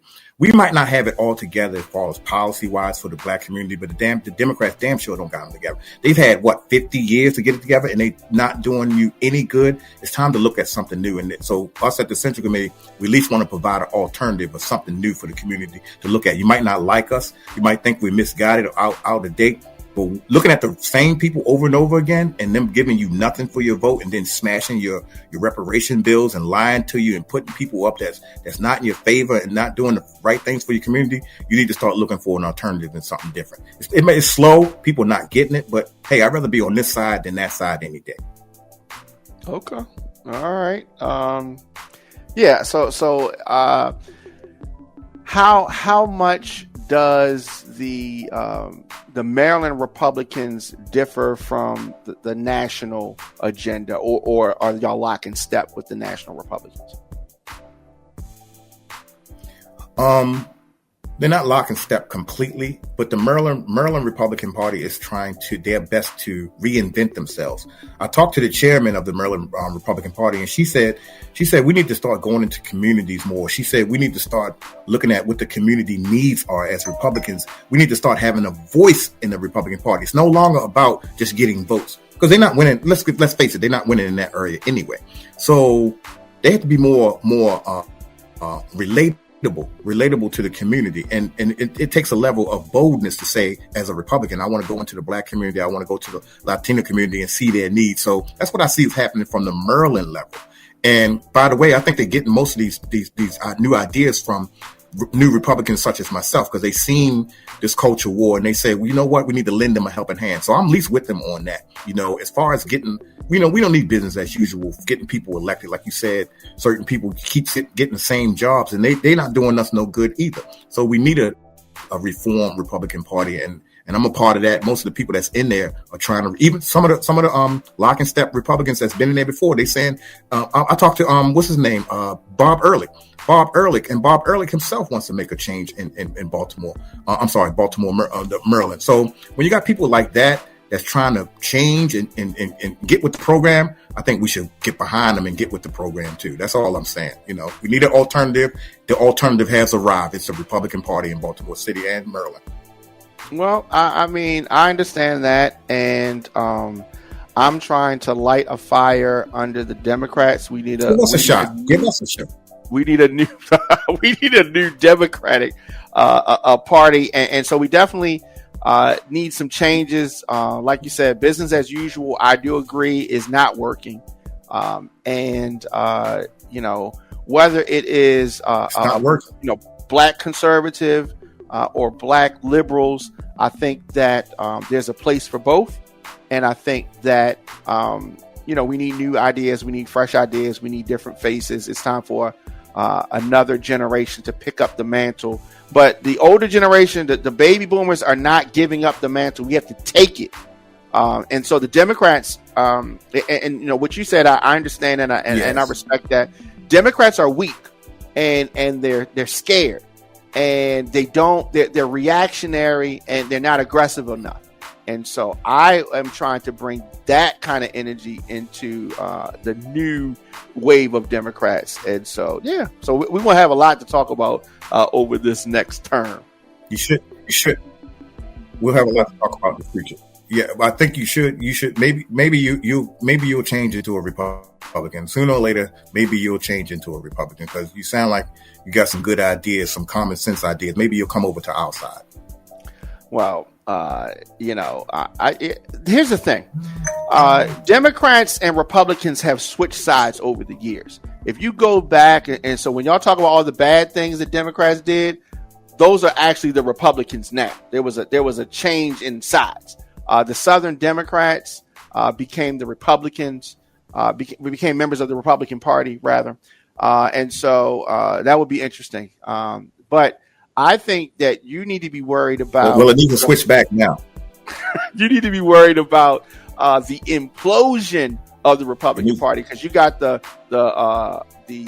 tech bros, and then the other wave of the other side of the MAGA party, confusing and fighting Steve Bannon, Elon Musk. That's there's some friction there, and I'm here for it with popcorn to watch it happen.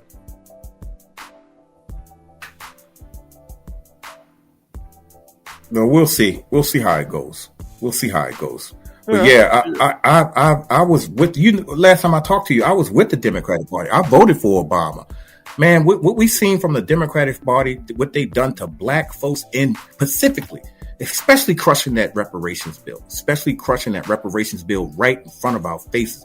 That gave us a direct message. We don't care about what y'all think no more. We're not caring about your plight no more. And if we continue to keep fighting for them when they're not fighting for us, that don't make no sense, sir. Well, I'm okay with being over here fighting. On the Republican side. I think the biggest problem is just that Democrats have not, and black people, we have not held Republicans and Democrats. We've not held our politicians accountable. People vote. They come to the church when the election's coming. They vote, and then we don't think about them no more. And we don't hold them accountable. We just say, whatever, and we kind of throw our hands up. And as a people, we need to get more involved. And so whether it's on the conservative side or whether it's on the liberal side, I want people to get involved. I'm not going to tell people how to vote. I'm going to tell you how I vote and what I think, but I just want people to get involved. There's too many people that just don't think that their vote matters, and their vote matters. Their vote matters. Elections have consequences. And so I tell people all the time, I don't care who you vote for. I don't care if you're a black conservative, and I talk about conservatives, definitely. But I don't think conservatives are my enemy. We just have a difference of opinion. And I think that we all want the solution. Yeah. It's just that we differ on how to get there. And so I don't view anybody that's politically to my right as an enemy at all. And so I want that part eliminated. Like ain't no beef. It's just, the right has their idea, the left has their idea, and we just trying to figure out what's the best idea and how we can get where we try and go. I just happen to think our ideas are better. Right. Well, you're supposed to. I just happen to think the Republican ideas are a lot better. And by the way,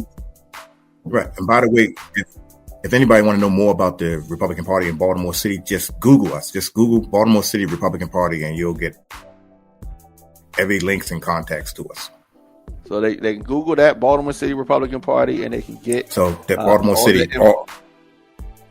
Okay. All right. Well, thank you very much. Yes, I appreciate you stopping through, and we definitely gonna have a lot to talk about over this next term, and the midterm's gonna come, and the midterm's gonna come. That's all I'm saying. The midterms is coming. It's coming like the White Walkers on Game of Thrones. I'm telling you, it's coming. I hope you're ready. I know midterms. Y'all gonna take it all back in the midterms. I know. Yeah, it's usually how it goes. I know. It happens. It's happened. It's usually how it goes. We take everything back. All right. We're gonna get as much done as we possibly can right now. Yeah. Okay. All right. So Baltimore GOP Central Committee member Christopher Anderson, thank you, sir, and looking forward to talk to you soon, real soon. All right. Thank you. All right. Take it easy. All right. So that was a great conversation. I enjoyed that, and like I said, it doesn't matter who you vote for. I don't care what side of the political map you're on. I want the best for people, of course, black people, Spanish people, everybody, everybody.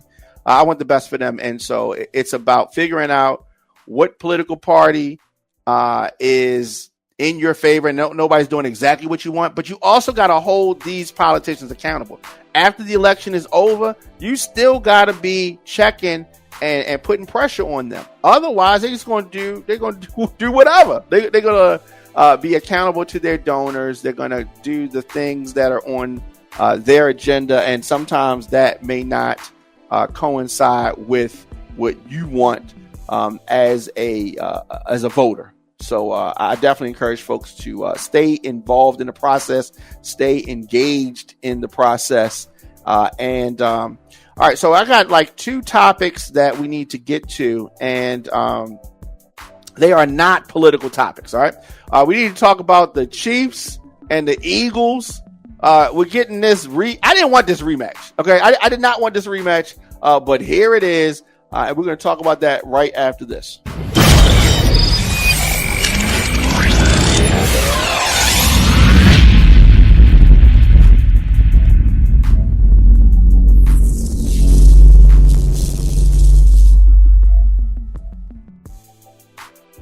Welcome back. Your man Diamond K in here, of course. The Diamond K Show, onfirebroadcasting.com, thediamondkshow.com.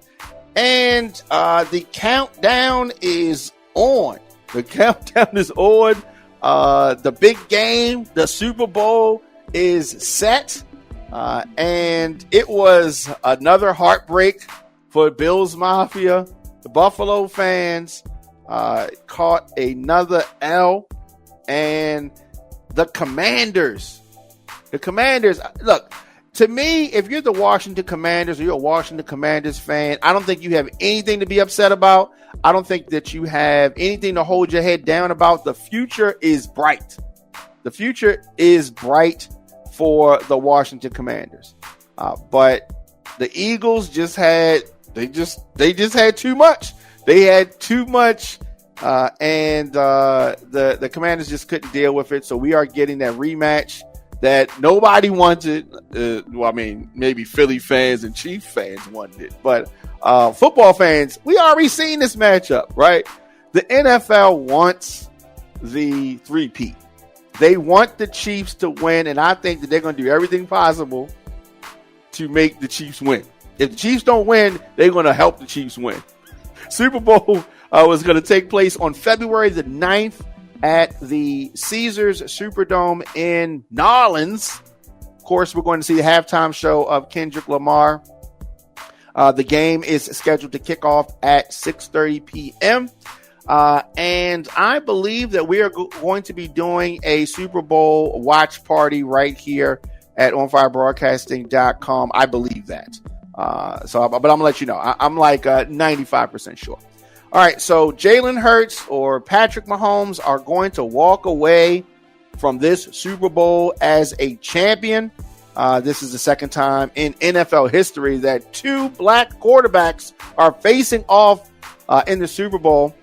First time it was Jalen and Patrick, and Patrick won. So we're going to see what's going to happen, who's going to be victorious. Let me know your thoughts in the comment section. Of course, Instagram, Facebook, Twitter, LinkedIn, TikTok, Threads, Blue Sky, at The Diamond K Show.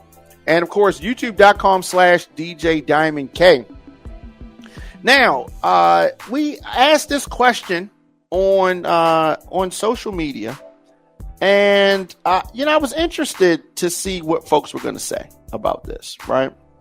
And so I'm trying to pull the question up. Or is it on the screen? Okay, so it's on the screen.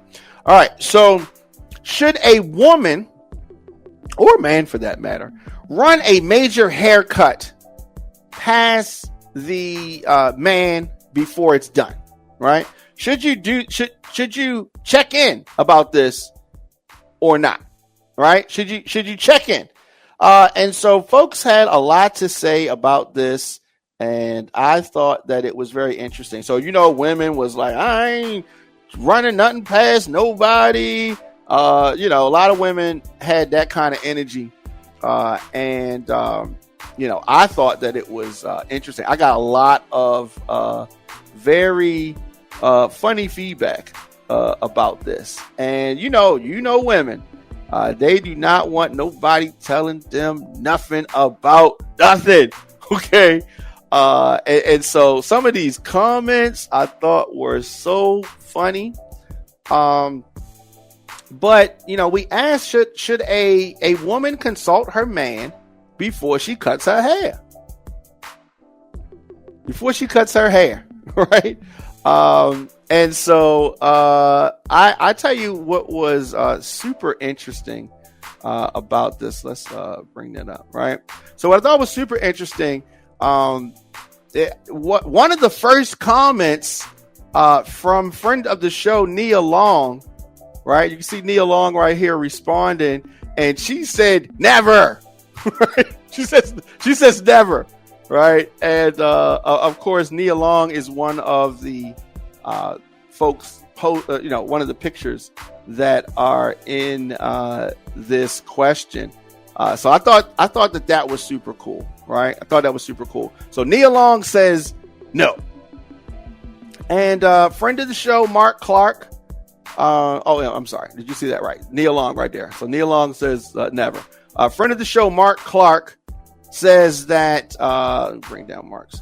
Mark says that I've been married for almost 25 years and neither one of us gets haircut advice, but it's not a bad idea. And, so, I mean, okay. And, Cheeky's 81 asked Mark, have you ever had hair in the past 25 years?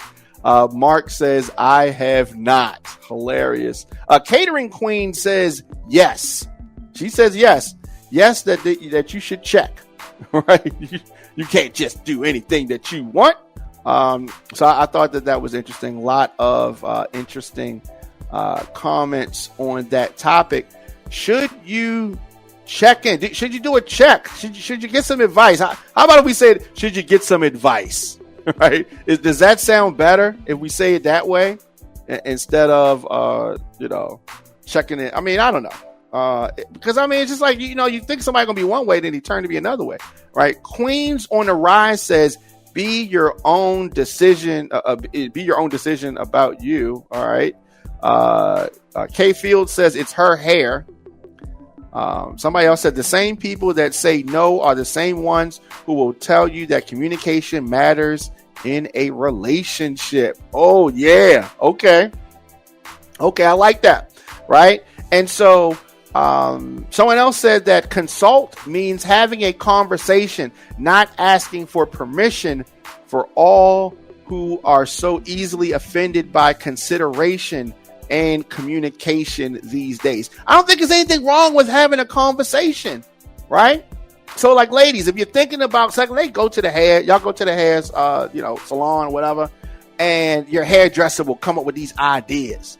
And, maybe like if your lady had long hair and then you come home and she has a bald head, she's not going to run that past you first. Like, yeah, I'm thinking about cutting my hair, right? Ladies, if we say, yo, babe, I am thinking about cutting my mustache off, my beard off, everything. Ladies go like, oh no, don't do it. Or maybe they might say, yeah, but you want to run that past them first, right? Or you just going to do it. You just going to cut your beard off and you're not going to tell your girl nothing.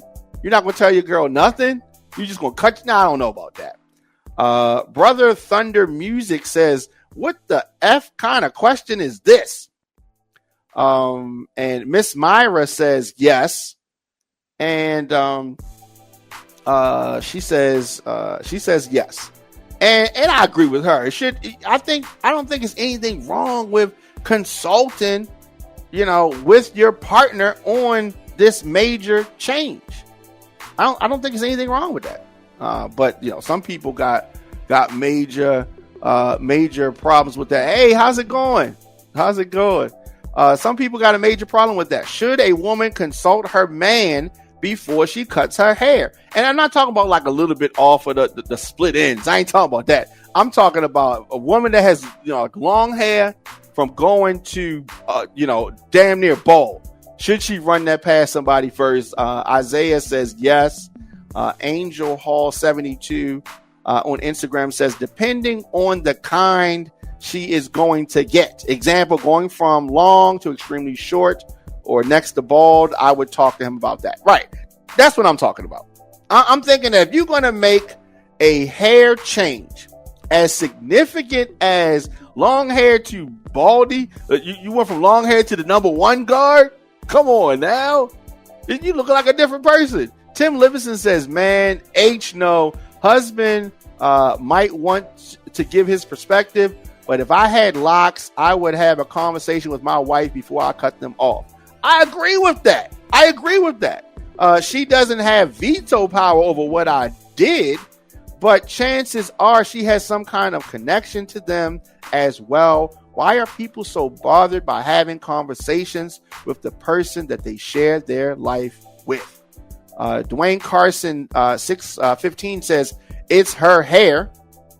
And Troy Conway 20 on Instagram says he don't consult her for his she don't consult for her wig. Okay, all right.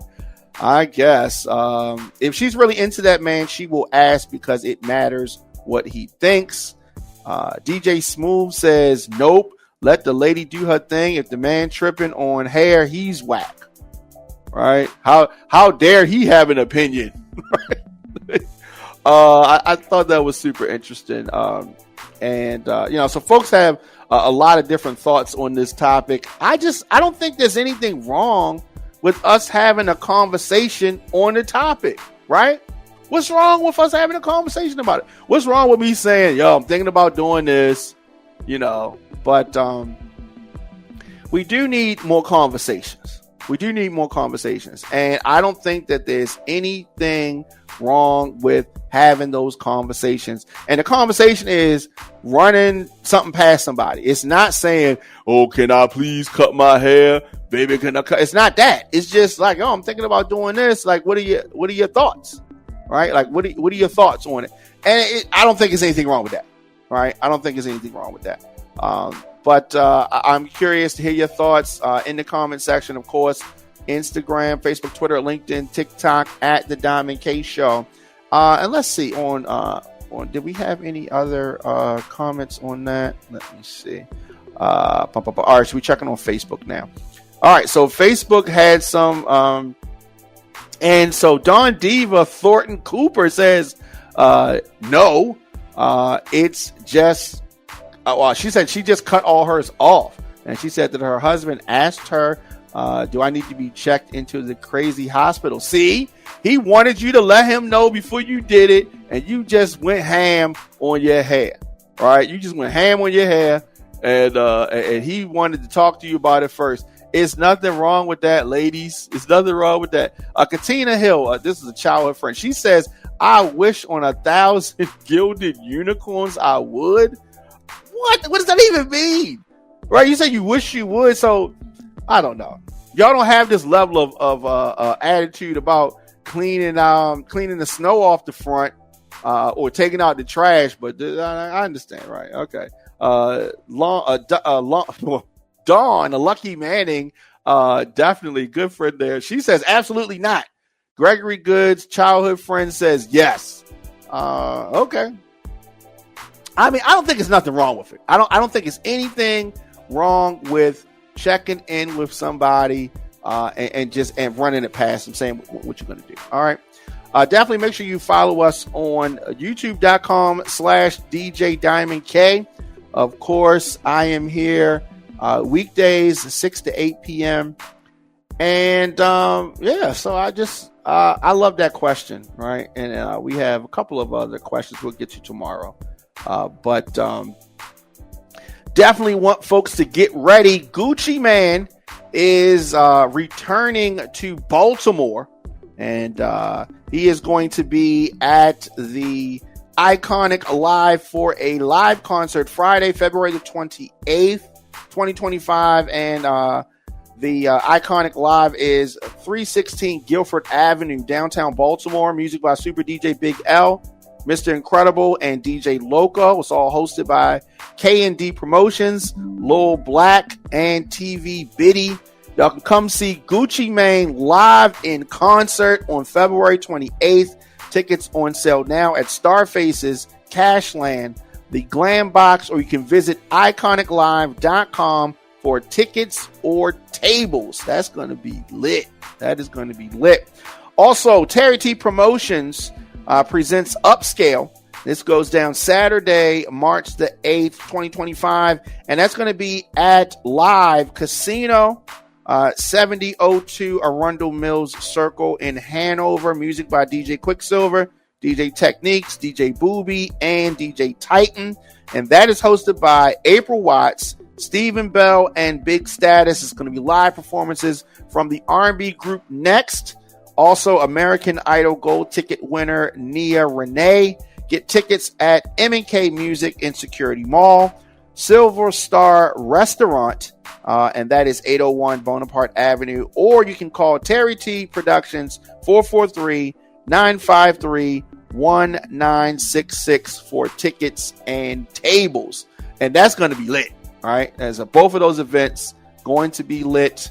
I think I'm probably going to be at both of those joints. But we'll keep you posted on that. All right. So I'll be back here tomorrow, of course, with another program. Need to get in touch with me, djdiamondk@gmail.com. Very easy to do that. And you can support the show via paypal.me/radio on fire. Of course, on Cash App, I am $ The Diamond K Show. You can become a member today. Visit thediamondkshow.com and make sure you subscribe, youtube.com/DJ Diamond K. See you guys tomorrow.